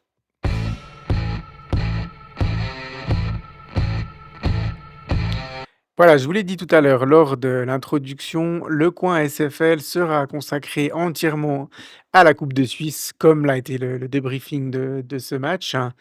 Donc, on va prendre un peu les matchs chronologiquement parlant depuis là. Vendredi soir, il y avait 4 matchs qui opposaient, toutes des petites équipes de, 1re, 2e inter, voire même une équipe de 3e ligue à des équipes professionnelles et aucun souci pour les pros. Lucerne, s'est imposé, Rapperswil-Jona s'est imposé aussi à l'extérieur et Zurich et Sion. Aucun but pris par les grosses équipes. Pas de surprise, ce soir-là, messieurs, la logique a totalement été respectée, même si pour Sion et Zurich, ça n'a pas été si simple que ça, mais ils ont quand même, fait respecter leur statut sur ces oppositions-là. Ouais, bah là, Oui, c'est les soirées un peu classiques de Coupe de Suisse, hein, même si moi j'adore cette compétition, etc. Mais c'est vrai que ce genre de soirées sont quand même très fréquentes, hein. Les gros qui tremblent pas et avec des matchs sans grande surprise. Alors bon, effectivement, alors, avec au moins quand même 2 matchs un peu plus serrés avec des 2-0. Mais là, effectivement, on est totalement dans ces rencontres où le gros tient son rang, hein. C'est ça. Ensuite, samedi, 2 matchs avaient lieu à 16 heures. Le premier opposait Romanshorn en 2e ligue à Altstetten en 2e ligue inter. Altstetten s'est imposé 4-2 et le deuxième match a vu le carton du FC Saint-Gall qui s'est imposé 13-0 contre Wallenstadt avec, si je me trompe pas, il y a eu, 2 triplés et puis un doublé, donc 2 triplés de Vogt et de Baldé, un doublé de Owusu. Voilà, alors, contrairement aux supporters neuchâtelois, les supporters du FC Saint-Gall ont passé une belle fin d'après-midi, du beau spectacle. Ils ont pas dû se déplacer très loin non plus à Wallenstadt. Ouais, ouais, en plus. Oh, c'est un gars qui est coutumier du fait, hein. Je les vois souvent, on les voit quand même très régulièrement mettre des cartons en premier tour de coupe. Ils ratent très rarement leur rendez-vous contre ces équipes amateurs. Ouais. 3 matchs, pardon, avaient lieu à 17 heures. Alors le premier match, la logique a été totalement respectée puisque Grand Saconnet, pensionnaire de Promotion League, s'est imposé 4-1, face à la Sarah Eklepan en première ligue. 2 équipes que tu connais relativement bien, Osvaldo. oui, effectivement, la Sarah qui a changé d'entraîneur cet été avec l'arrivée de Pablo Sutulo qui a remplacé Julien Maranda, bien connu dans le monde du football vaudois. Et ouais, la Sarac a vécu un début de saison plutôt compliqué puisqu'ils ont perdu contre le néo-promu Saint-Pré à Saint-Pré en ouverture de championnat. Et là, ils en ont pris une lourde quand même contre un grand Saconnet qui a quand même pas mal remanié de joueurs hein, par rapport à l'équipe qui avait terminé la saison avec Jean-Michel Eby. Il y avait un gros remaniement d'effectifs, mais ça ne les a pas empêchés, en tout cas aux Saconnaisiens, de largement passer l'écueil de la Sarah dans ce premier tour. Et Puis un grand puis Saconnet qui fait aussi un début de saison un peu compliqué, donc Oui, effectivement oui, pour eux oui. ils ont évité un vrai piège, hein, pour moi. Je ouais. voyais ce match un peu plus serré. Et oui, effectivement. Ensuite, Lomisville, pensionnaire de 2e inter de 2e ligue, pardon, s'est incliné contre Pristina Berne, pensionnaire de première ligue classique sur le même score 4-1, mais après prolongation. Et puis une opposition nous intéressait un petit peu plus puisqu'elle opposait un de nos concurrents de Challenge League. C'était un derby vaudois à Payerne, entre le Stade Payerne et Yverdon Sport.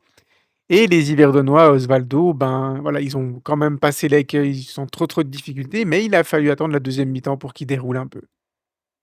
Oui, oui, je profite juste pour dire que ce match-là va faire l'objet du premier épisode d'une série de reportages que nous faisons à Proxy Football qui s'appelle le Proxy Tour. Donc, ça a été tourné par une toute nouvelle équipe samedi après-midi. Effectivement, Yverdon qui a attendu la deuxième mi-temps pour faire la différence. Moi, je me suis surtout alimenté dans ce match-là des interviews d'après-match des joueurs et de l'entraîneur payernois pour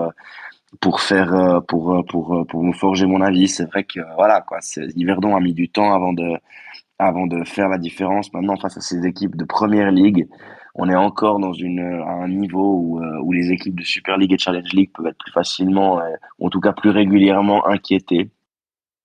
Donc en plus, Yverdon qui n'a pas vécu un début de championnat non plus tout rose au niveau des prestations, a un petit peu galéré, mais finalement, n'a douté que 3 minutes, puisqu'il menait 2-0. Payerne a réduit le score. Et 2-3 minutes plus tard, Lucas Post a clos le score à 3-1. Donc s'il y a eu doute, il y a eu doute que quelques secondes après. Ouais, contre une première ligue, on est quand même sur ces matchs relativement maîtrisés, hein. C'est normal d'avoir du répondant à ce niveau de compétition, puisque les joueurs de première ligue commencent quand même à avoir un niveau technique qui est franchement intéressant. Donc, je pense qu'Yverdon s'est pas non plus fait peur outre mesure, hein, sur un match comme ça. Et puis il y a de plus Ouais. en plus de joueurs qui justement évoluent en première ligue après avoir échoué à l'échelon Oui, professionnel. qui Donc viennent des jeunes souvent, donc c'est c'est ça, c'est normal. ça, c'est de loin pas des peintres, hein. Je veux dire, c'est quand même un niveau en tout cas pour le foot des talus, c'est un niveau tout à fait acceptable, la première ligue Oui, il y a des joueurs classique. qui ont un certain niveau de Donc formation dans ce voilà. niveau-là. C'est des matchs classiques, hein, où on s'attend quand même pas non plus à un carton monumental. Et c'est ce qui s'est passé du côté de Payerne. Tout à fait. Effectivement. Une seule opposition à 17h30, mais là, on a par contre failli assister à la première grosse surprise de ce tour, puisque ben, le FC Ville, tout comme Xamax, est un peu miraculé, hein. Ils se sont qualifiés 3-2. Alors certes, eux, ils étaient opposés à Kriens, pensionnaire de Promotion League, mais ils ont égalisé 2-2 dans le bout du bout des arrêts de jeu, et puis ils se sont ensuite imposés dans la prolongation. Un petit miracle pour les Saint-Gallois. Et ensuite, la majeure partie des oppositions avait lieu en même temps que celle de Neuchâtel-Xamax, samedi à 18h. Alors comme ça, en vrac, Zoug a éliminé Mendrisio après prolongation, peut-être même au tir au but. Le Stade Lausanne-Ouchy a connu quand même quelques difficultés, hein. Ils se sont imposés 2-0 contre Verrier. Eux aussi, comme nous, enfin, comme notre adversaire pensionnaire de deuxième ligue, se sont imposés 2-0. Ils ont fait la différence en deuxième mi-temps. Suite donc le FC Schaffhouse, fraîchement relégué en Promotion League, s'est imposé contre Erkingen, eux aussi après prolongation. Bon, j'ai vu un peu la composition. Briani Soro était titulaire en défense centrale, mais pas mal de titulaires avaient été laissés au repos du côté de Schaffhouse. Morbio, un peu demi-exploit puisqu'ils ont éliminé le deuxième Inter, Gossa, eux pensionnaires de deuxième ligue. Ensuite, on va brièvement mentionner la deuxième des trois équipes neuchâteloises engagées. C'était le FC Communal Sport Le Locle, qui avait une opposition, on va dire, à son niveau. Saxon, qui était comme pensionnaire de deuxième ligue, et les joueurs du Locle se sont imposés 2-1. Ils seront présents au prochain tour. On parlera après de leur tirage. Ils ont tiré le gros lot. Vernier s'est incliné contre Échallens, 2e Inter Première Ligue pour Échallens, 1-0. Mais là aussi après les prolongations. Et puis une difficulté pour notre prochain adversaire en Challenge League, Étoile Carouge, qui s'est certes imposé 3-0, mais c'est seulement après les prolongations, c'est dans les prolongations que les hommes de Pedro Nogueira ont fait la différence.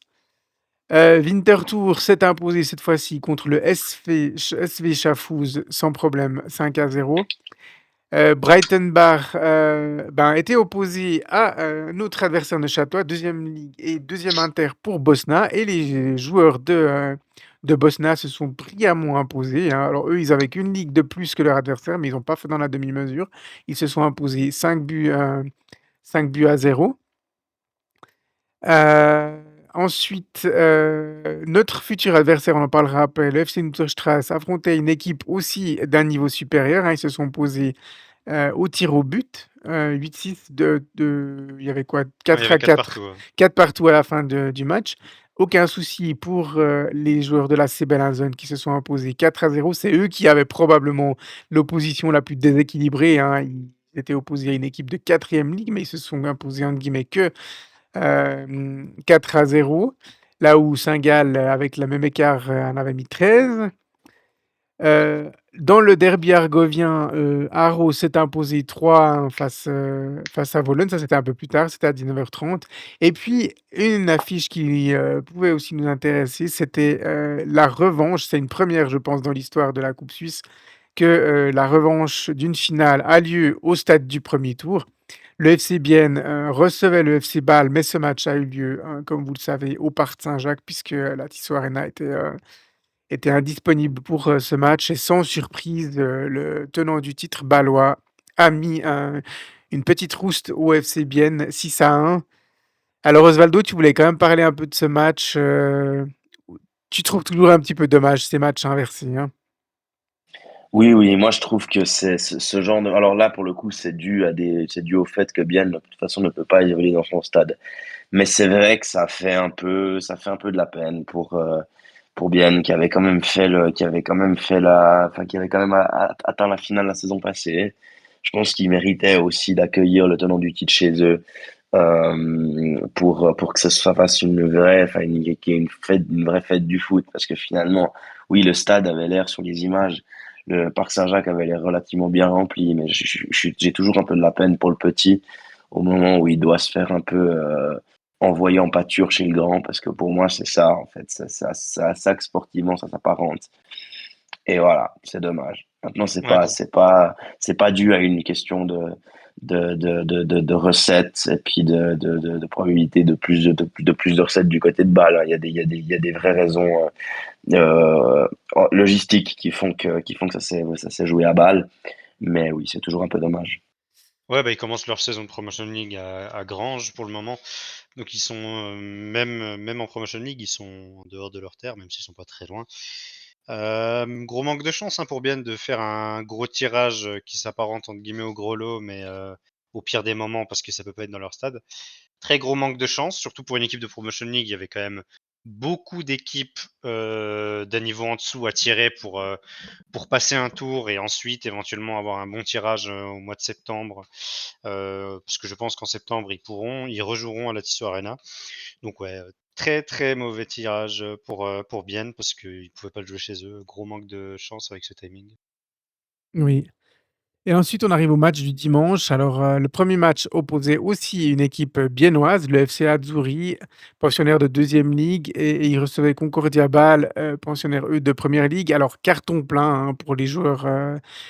Pareil, on va dire que les Bâlois n'ont pas beaucoup réussi aux Biennois ce week-end. Deux oppositions et deux cartons, encore plus grand, hein. Concordia Bâle s'est imposé 8-0 face aux Azzurri Bienne. Et puis la première surprise, elle nous est venue de Cham, pensionnaire de Promotion League, qui a sorti le grand, FC Lugano puisqu'ils sont en première ligue. Mais, un FC Lugano, enfin, on va dire que c'est qu'une demi-surprise parce qu'un FC Lugano, on aura peut-être l'occasion d'en parler dans le coin SFL ces prochaines semaines, mais un Lugano en pleine souffrance, malgré leur première victoire de la saison, hors, coupe d'Europe la semaine dernière contre, le champion en titre, le FC Bâle. Mais moi, j'ai été qu'à demi surpris, je sais pas vous messieurs, de voir le FC Lugano tomber. Bah, ça confirme leur début de crise et je pense que déjà une équipe de Promotion League, on sait que c'est pas impossible pour eux de shake une équipe de Super League. Alors un Lugano en profonde difficulté actuellement, bah, c'était le moment parfait et les Tsugu en ont très bien profité. Ouais, ça confirme le début de crise qui existe à Lugano et je pense que Mattia Crocitorti devrait pas faire très long feu à mon avis. Ouais, effectivement. À 15 heures, une opposition entre le FC Latour-le-Paquet, 2e, partenaire de 2e ligue, qui recevait le Stade Lyonnais. Aucun problème pour, nos adversaires de Challenge League qui se sont imposés 4-0.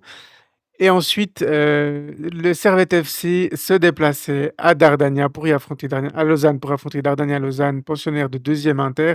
Tu as suivi ce match, Osvaldo, qui a vu la victoire, logique d'un Servette FC, là aussi, en difficulté comme le FC Lugano depuis le début de la saison, mais l'écart était quand même trop grand entre les 2 équipes pour que Servette tombe dans le piège. Effectivement, juste deux mots sur le FC Dardania Lausanne, hein, qui est donc néo-promu depuis cet été en deuxième ligue inter, qui a retrouvé la deuxième ligue inter, qui ambitionne de retrouver la première ligue à moyen terme. Il y a des, voilà, il y a de l'ambition du côté du club de Chavannes. Et c'est un club qui avait déjà accueilli Yverdon la saison passée au premier tour, qui entre-temps a réussi la montée en deuxième ligue inter, ainsi que la victoire du premier trophée de son histoire, ils sont qualifiés pour la Coupe de Suisse au bénéfice d'une victoire en Coupe vaudoise. Et c'est vrai qu'ils ont offert une belle résistance, mine de rien, pendant la première demi-heure. Malheureusement, le premier but leur a fait mal. Le deuxième qui s'est enchaîné assez rapidement avant la mi-temps et le troisième qui est arrivé juste quelques minutes après le retour des Bon, vestiaires. tous les buts ont À fait noter mal, que- quoi. Oui, oui, non, mais il y a eu un enchaînement entre la 35e minute, l'ouverture du score, et puis 44e, 2-0, 47e, 3-0. Ça s'est enchaîné assez vite. C'est évidemment qu'ensuite, Dardania n'a rien pu faire, n'a plus pu revenir dans le match. À noter quand même qu'un jeune joueur né en 2008, qui jouait son premier match avec Servette, Alonso Vincent, a marqué le cinquième but.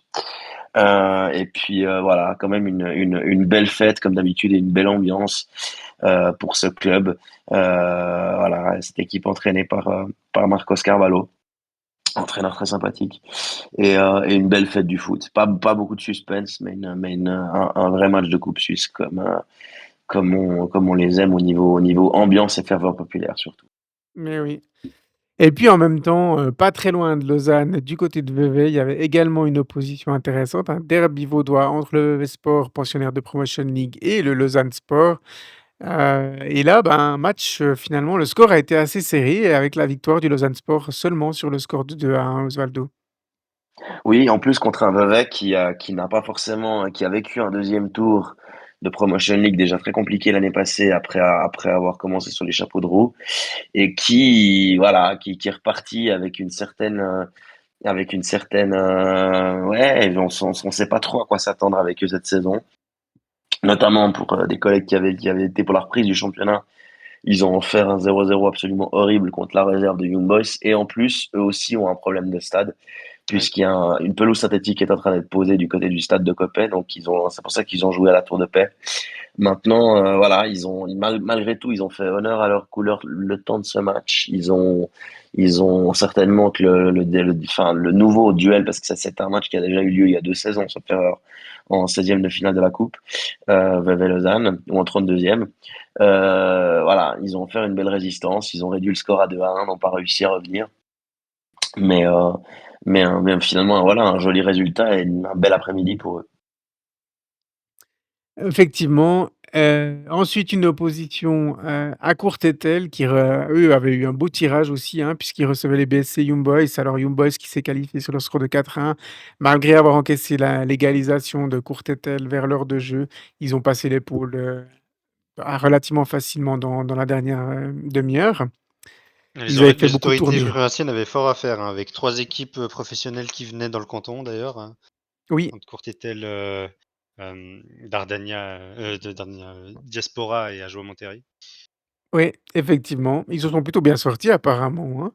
Donc, Je voilà. pense. Ouais. Et puis les 2 dernières oppositions, alors, l'avant-dernière qu'on va commenter, c'est celle qui a commencé aussi à 15h30. Là, une grosse surprise, puisque, le FC Thun, fraîchement eux promus en Super League, est tombé sur la pelouse de Brighton Rhine. Bon, Brighton Rhine, on les connaît, hein, maintenant, c'est une équipe qui évolue quand même depuis quelques saisons en Promotion League. Ils sont en général plutôt dans le haut du tableau, hein, de la Promotion League. Mais le FC Thun qui, on l'avait dit, hein, à l'antenne d'Examcast, avait réussi un très très beau début de saison. Et là, ils connaissent leur premier raté, leur première défaite au pire moment, puisque c'est voilà, synonyme direct d'élimination. Là, autant la défaite de Lugano, on l'avait vu venir, mais celle de Thun, on l'avait pas vu venir, messieurs. Ah, c'est un couac qui est surprenant. Alors bon, Brighton Rhine, équipe intéressante. Il y avait forcément, j'ai vu qu'il y avait du monde suite à l'accueil, forcément avec une belle effervescence, etc. Sur un match régional quand même. Brighton Rhine, qui est un club de quartier bernois. Il y avait quand même quelque chose pour rendre ce match spécial, mais c'est sûr que bon, Toon qui fait un début absolument historique, hein. J'ai cru voir que c'est la première fois que le néo-promu fait 3 matchs, 3 victoires dans l'histoire, en tout cas de la Super League, donc de la Super League moderne. Euh, donc ouais, forcément là on voyait juste le FC Toon arriver en force et s'en sortir contre une équipe certes très intéressante. Un premier couac étonnant. Après bon, est-ce que c'est quelque chose qui appelle une certaine baisse de régime ou au contraire pas du tout, ça pas trop le dire, mais je pense juste que c'est une défaite qui a surpris tout le monde à mon avis quand même. Oui, effectivement. Et puis, Grasshopper, la dernière opposition de ces 32e de finale, n'est pas passé loin non plus de la correctionnelle. Alors certes, ils se sont qualifiés 2-0, mais ils n'ont passé l'épaule que dans les 5 dernières minutes du temps réglementaire. Ils ont marqué à la 85e et à la 89e, mais on retrouvera bien le record Meister au prochain tour. Voilà, on va justement parler du prochain tour et puis du tirage au sort de la suite de cette compétition. Alors, en ce qui concerne Neuchâtel Xamax, messieurs, qu'est-ce qu'on dit? Tirage facile? Tirage difficile? Votre avis? Tirage. Tirage. Tirage, hein, effectivement. Alors, quand on regarde les oppositions qu'ont pris les autres équipes de Challenge League, et on l'a assez pesté les années précédentes, qu'on en avait un petit peu marre de recevoir tout de suite une Super League au deuxième tour, on peut être content.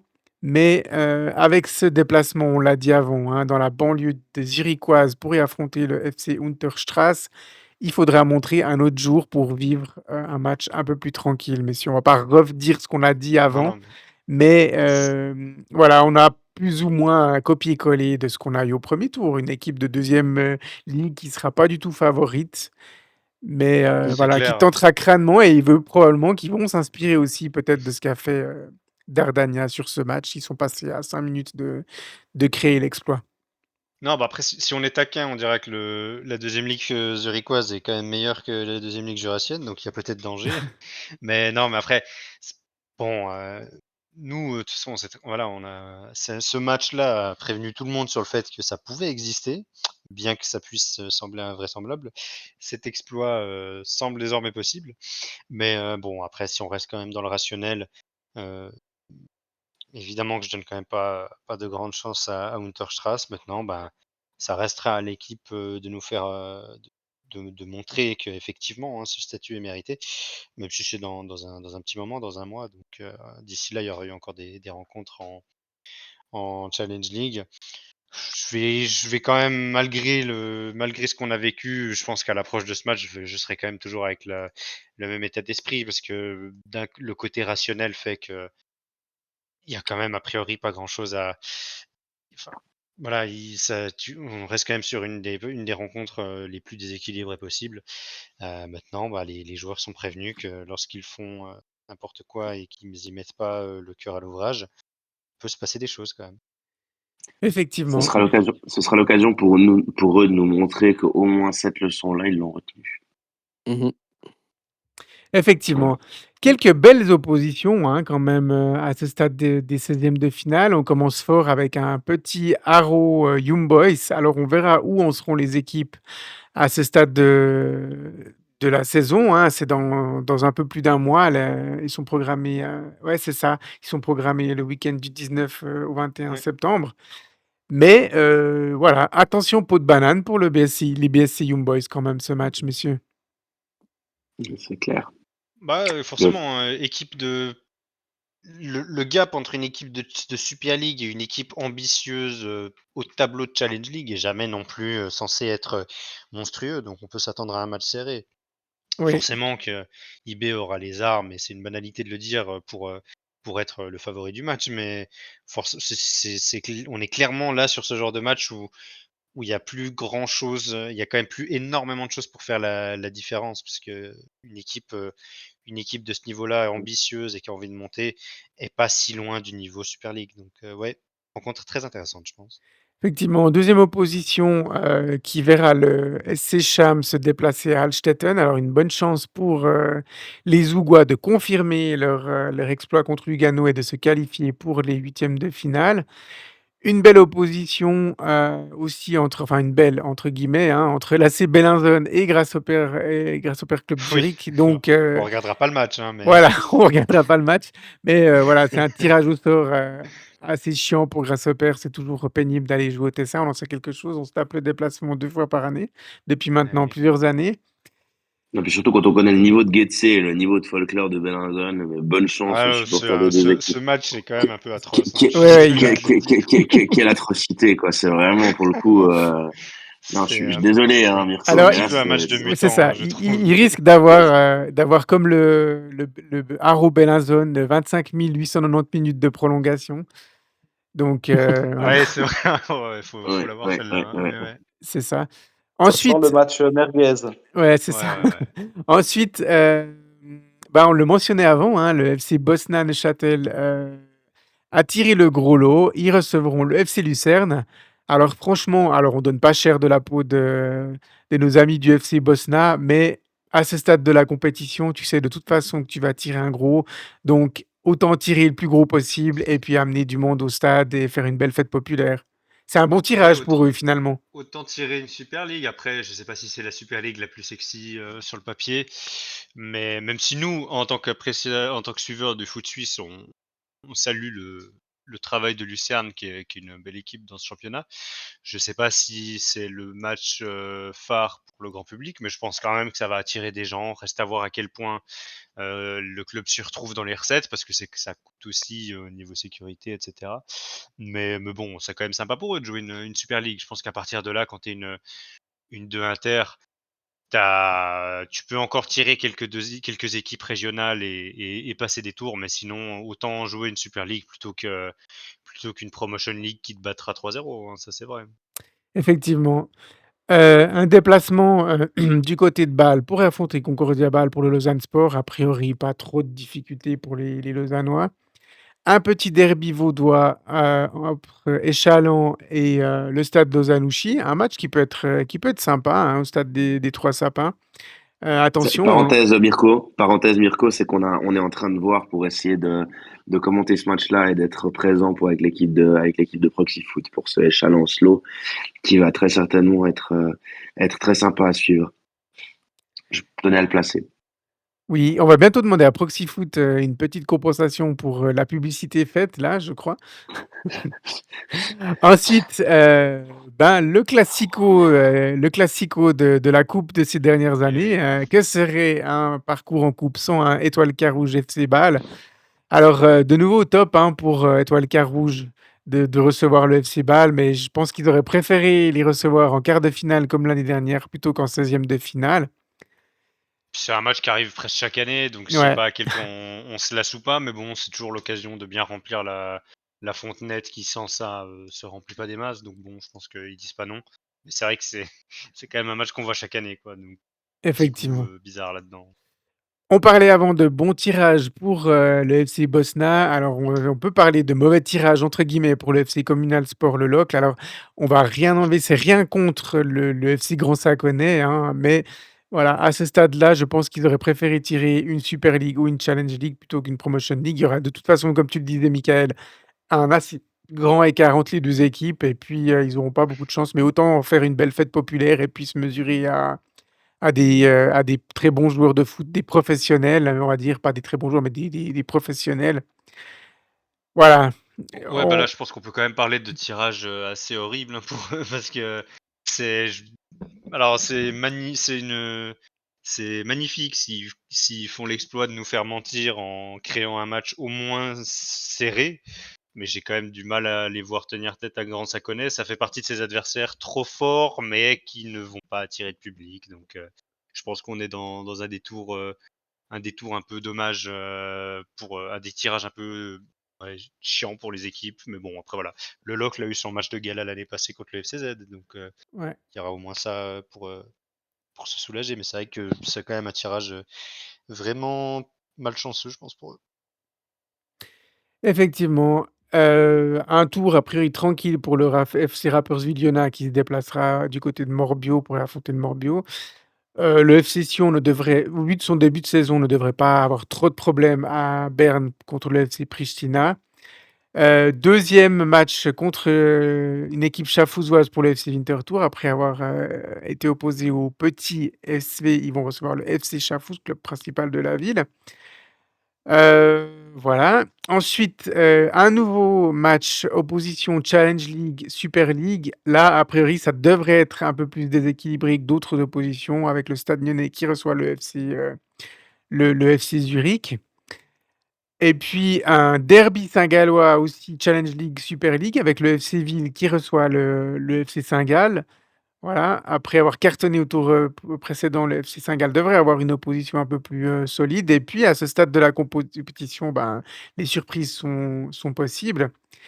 Et puis ensuite, un autre match, un autre derby roman et une autre opposition entre une équipe de Challenge League et une équipe de Super League. Alors celui-là, on va le suivre attentivement et on espère qu'il ne sera pas programmé en même temps que le match de Neuchâtel-Xamax parce que ce Yverdon-Servette, il promet beaucoup, messieurs. Personne ne veut réagir, ok, pas de souci. Clairement. Celui-là, il promet. C'est clair que ce sera l'occasion de voir aussi et de suivre l'éventuel réveil de Servette sur ces prochaines semaines, parce que le début de saison, on peut pas dire qu'il soit absolument fantastique pour les Grenats, et c'est clair que si le réveil ne doit pas s'opérer dans les prochaines semaines, ça pourrait s'apparenter à un match bien bourbier pour les jeunes, voilà, pour le coup. Mais même si les Servettiens se réveillent, c'est un match bourbier dans tous les cas. Je pense que Oui, Ouais, le gap Yverdon, est pas immense. ouais, le gap n'est pas immense. Et puis Yverdon, eux, c'est sûr, ils vont gentiment monter en puissance au fur et à mesure de la saison. Donc voilà. A On est sur une des priori, attractions du tour, hein, surtout pour la partie romande. Ça promet quand même. Je pense que ça va être un match très sympa, ouais, effectivement. oui, oui, effectivement. Alors ils sont peut-être, en termes d'attraction, ils sont peut-être juste en dessous du Zug Breitenrad. Mais Ouais, sinon, effectivement, ouais, c'est vrai. voilà, bon là, comme Cham, une bonne chance pour Brighton Ouais, Run t'as une reine de continuer. Ouais. de continuer, même s'il n'y a une ligue pardon, d'écart entre les deux équipes. Mais voilà, une bonne chance pour le club de la banlieue bernoise de passer. on sait que c'est tous le match que tu vas privilégier à côté du match de Xamax, le Zouk Oui, Brighton oui, Red. alors Donc, non. j'ai déjà écrit aux représentants de la Coupe de Suisse pour pas programmer ce match en même temps. Donc ils m'ont dit qu'ils Ah verraient ce qu'ils si, pourraient ton souhait faire. sera entendu, effectivement. Je leur ai Après, dit, bon, mais ouais, mettez-le le samedi ou le dimanche parce que nous, c'est sûr qu'on va aller le vendredi soir à Unterstrasse. Donc, je te trouve voilà. dur, puisque moi j'avais quand même prévu d'aller au Tessin regarder ce délicieux Benazon Grasshopper, mais bon. Mais écoutez, on va envoyer un animateur de Xamcast suivre un match du week-end. On va mettre tout ça dans un chapeau et puis On voilà. tirera au sort. Vous avez le droit à un match que vous voulez absolument pas aller suivre, mais sinon le Non, non, pas reste, de veto, ouais, hein. Chez nous aussi, il y a des tirages pourris, hein. c'est C'est clair. la vie, hein. Effectivement. Donc, voilà. Bah, on a fait le tour un petit peu. C'était un peu spécial le coin SFL ce soir, mais on trouvait sympa. Et on le refera, je pense, lors du prochain tour de la Coupe de Suisse, même si ça sera forcément un petit peu plus court, puisqu'il y aura la moitié moins d'opposition. Voilà, on peut passer à la rubrique suivante.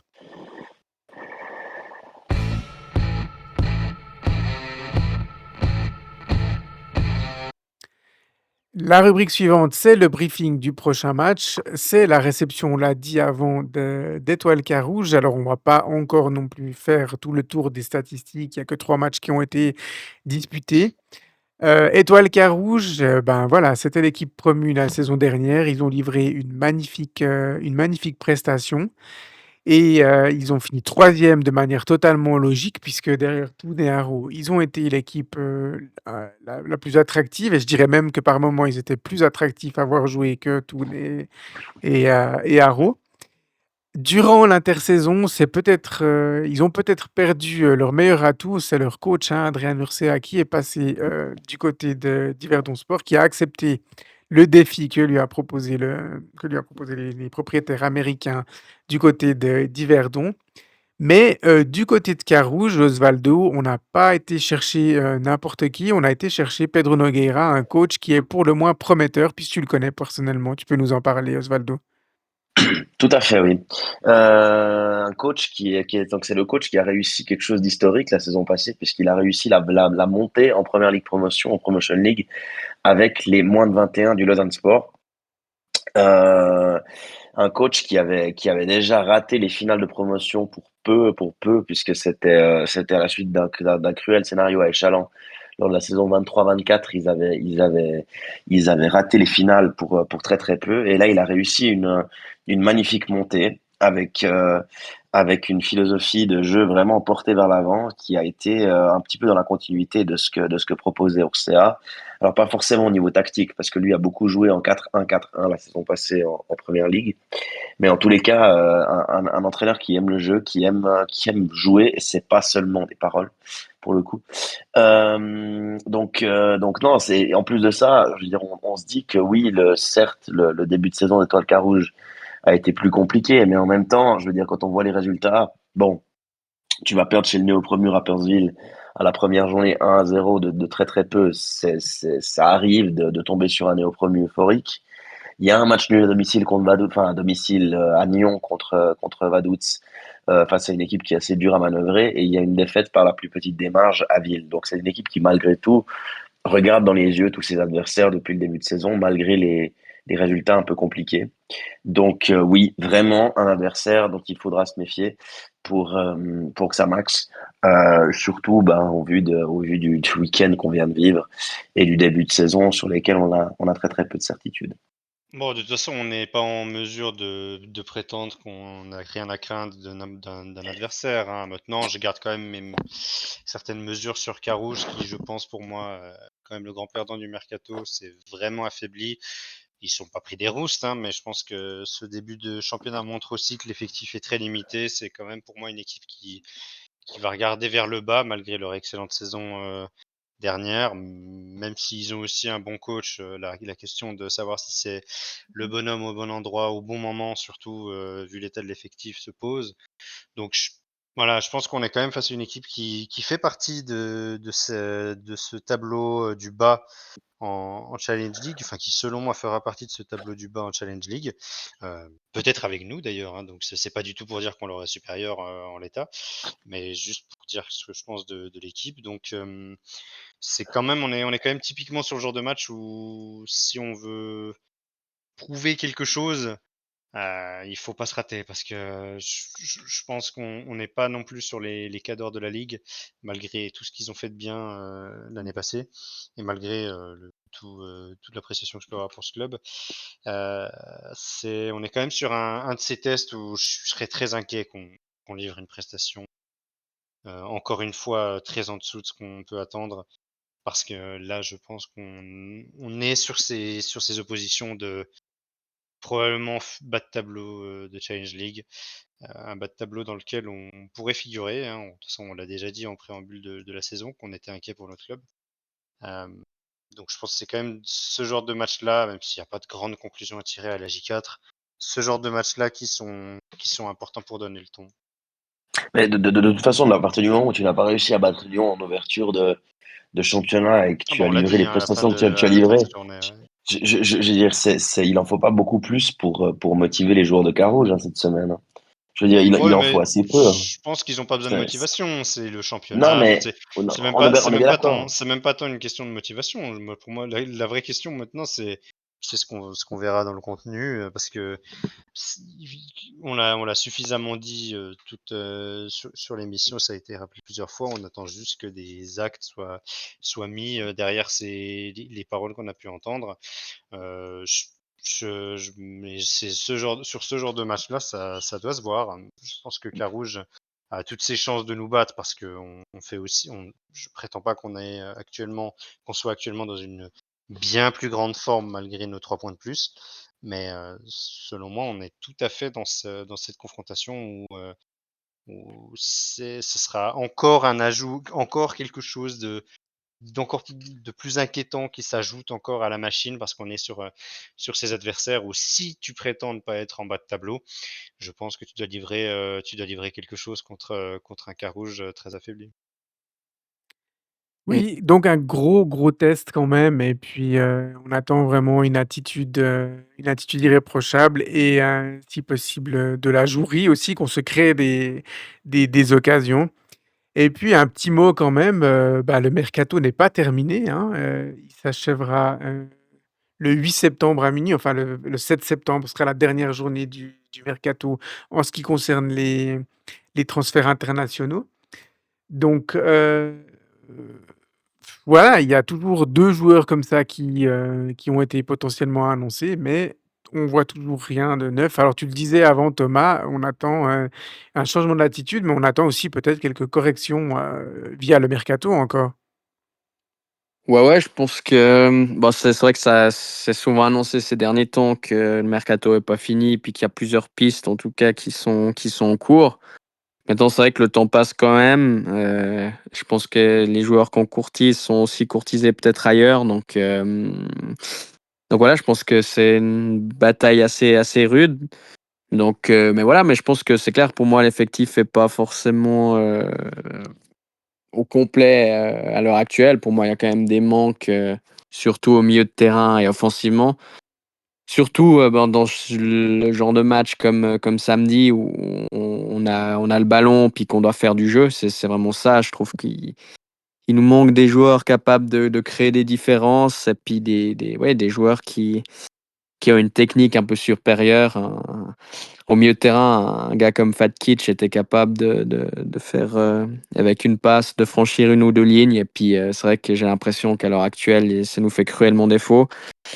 Mais voilà, je pense que déjà, il faudra se concentrer sur vendredi parce que même s'il y a peut-être une arrivée cette semaine, je suis pas sûr qu'elle puisse jouer vendredi. Donc, faudra se concentrer sur les joueurs à dispo et puis, en tout cas, se faire pardonner sur le match de samedi et se faire pardonner au public qui est venu aussi la première journée contre Nyon. Puis voilà, enfin, je veux dire, l'année passée, on a aussi une revanche à prendre sur Carouge. On a perdu 4 fois contre eux, hein, faut quand même C'est pas vrai, oublier ouais. ça.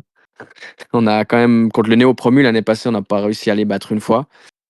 Donc, je pense là aussi, ça va être important de réussir à le faire face à un Carouge quand même que je trouve aussi, comme Michael, assez limité, enfin, au niveau de l'effectif, hein. Ils ont vraiment perdu leur meilleur joueur, à toutes les lignes quasiment. Donc, puis les transferts, voilà, c'est pas mal de jeunes joueurs issus de Promotion League ou Premier League.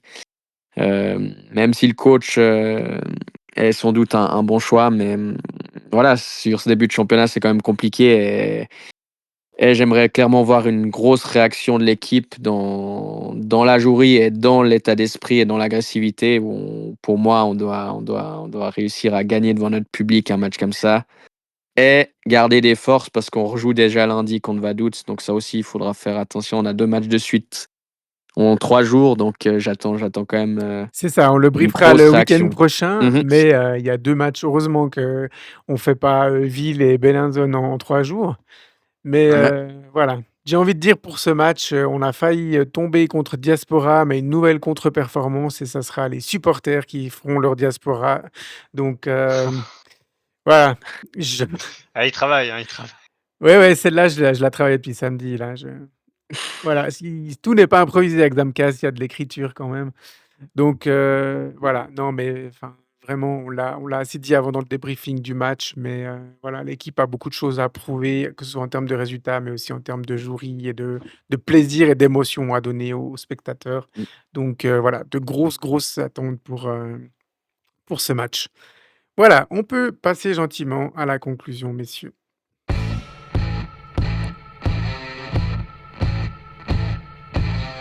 2 choses à, vous communiquer ou plutôt à une première chose à discuter. On ne pouvait bien évidemment pas, oublier de mentionner une des actualités, principales de la semaine dernière concernant un ancien Xamaxien. C'est bien entendu le magnifique parcours de Zakaria Tekame qui en une année et demie, ça dépend à quel moment on considère, son transfert à Young Boys, est passé de la Challenge League Neuchâtel Xamax au grand AC Milan.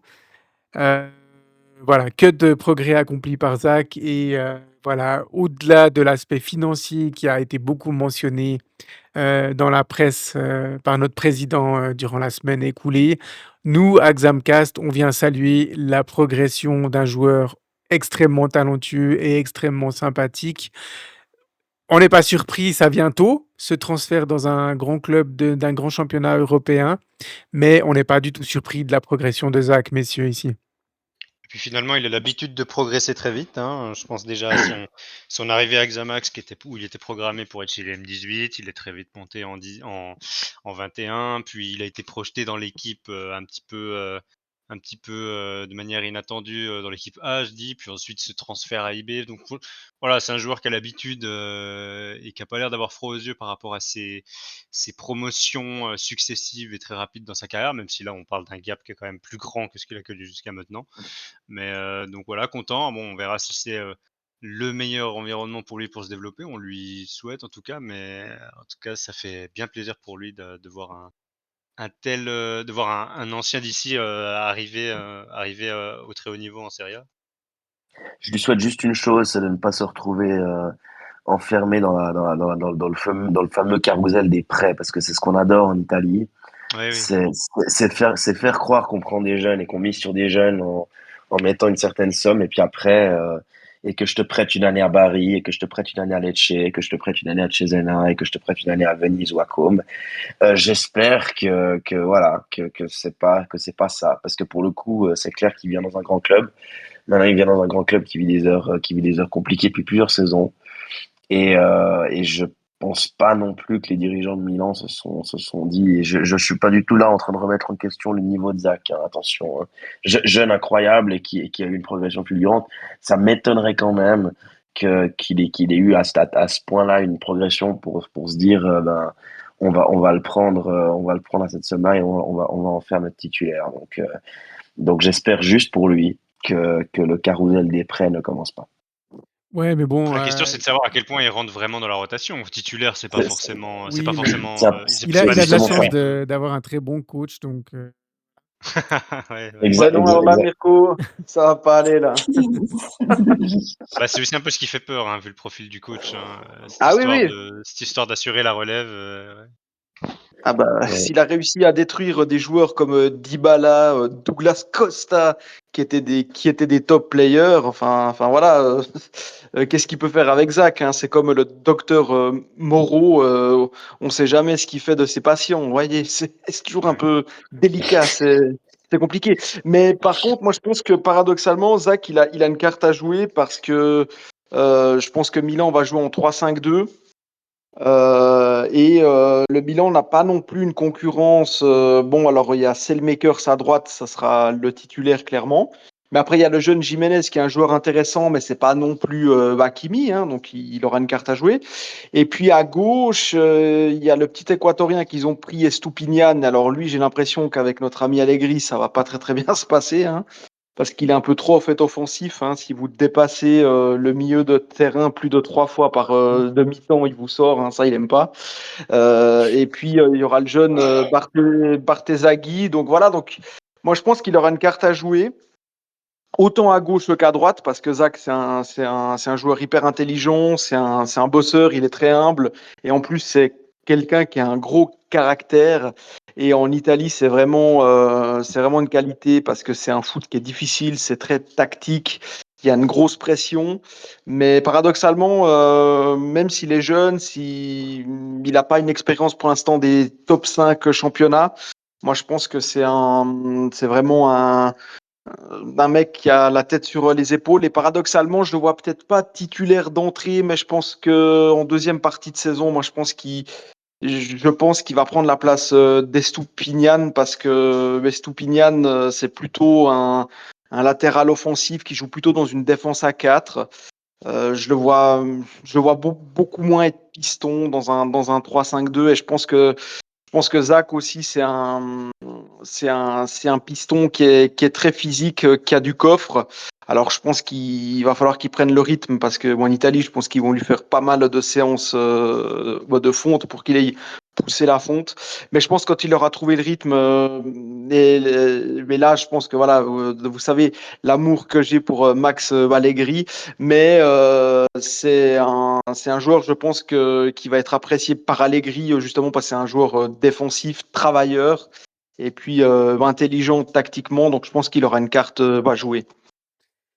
voilà, dans Allegri, il y a aigri, donc voilà, ça colle bien Voilà, l'ambiance Xamcast. On a un peu une réputation d'être des aigris ici, Ouais, donc après, voilà. Allegro, Allegri, c'est supposé vouloir dire heureux en italien. Bah, lui, pour le coup, Et c'est il pas n'a le pas thème de toujours. l'émission non plus aujourd'hui. Non, Ouais. non, c'est pas le thème de l'émission, mais c'est bien, comme ça, quelqu'un comme Maham pourra certainement aller boire le café avec Zach et puis échanger les impressions sur ce coach après quelques mois. Si Zach rentre dans la rotation à Milan, on a un avantage là-dessus.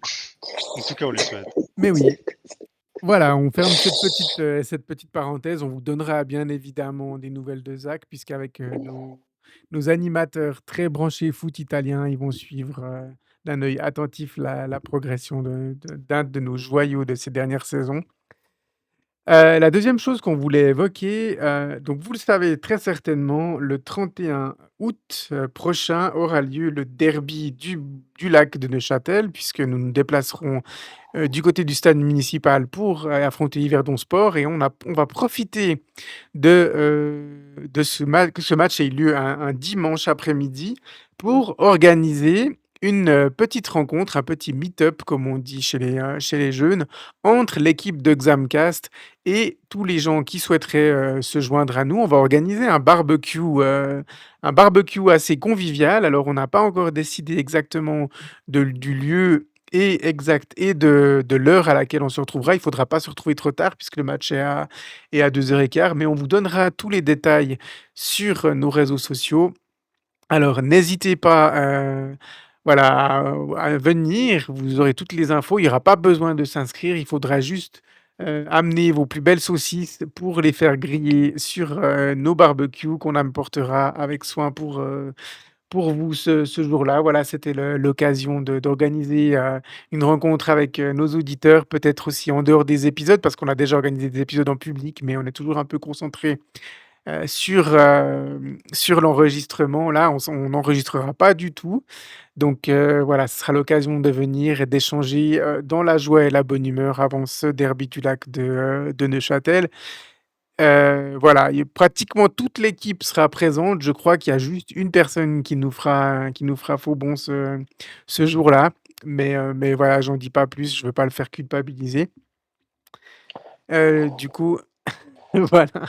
Donc voilà, c'était la deuxième chose et je vais terminer par, évidemment toutes les salutations d'usage, les remerciements d'usage pour, votre écoute chaque semaine. Petite excuse aussi, hein, vous avez été plusieurs à nous signaler que notre dernière vidéo publiée sur TikTok et Instagram avait des problèmes de son. Donc voilà, Colin a reçu 3 coups de fouet pour ça. Il m'a Évidemment. oui, parce qu'évidemment, j'y suis pour rien moi, c'était vraiment de sa faute à lui. C'est Donc toujours la faute des autres, hein, de toute façon. ouais, c'est ça. C'est jamais de la faute du patron, c'est toujours les autres. Donc voilà, il m'a renvoyé, évidemment les fichiers sonores, je les corrigerai, mais j'ai pas encore eu le temps de faire ça, donc on vous republiera bien évidemment la vidéo propre et on s'excuse pour les 2 personnes qui, sont apparues sur cette vidéo, en l'occurrence Thaïs et Andrea. Voilà, on espère avoir un épisode un peu moins aigri, la semaine prochaine, messieurs. Et du coup, ben, bonne semaine à tous et puis on se retrouve, voilà, dimanche prochain pour, l'épisode 5. Bonne semaine à tous, bye bye. Bye bye. Bye, bonne semaine.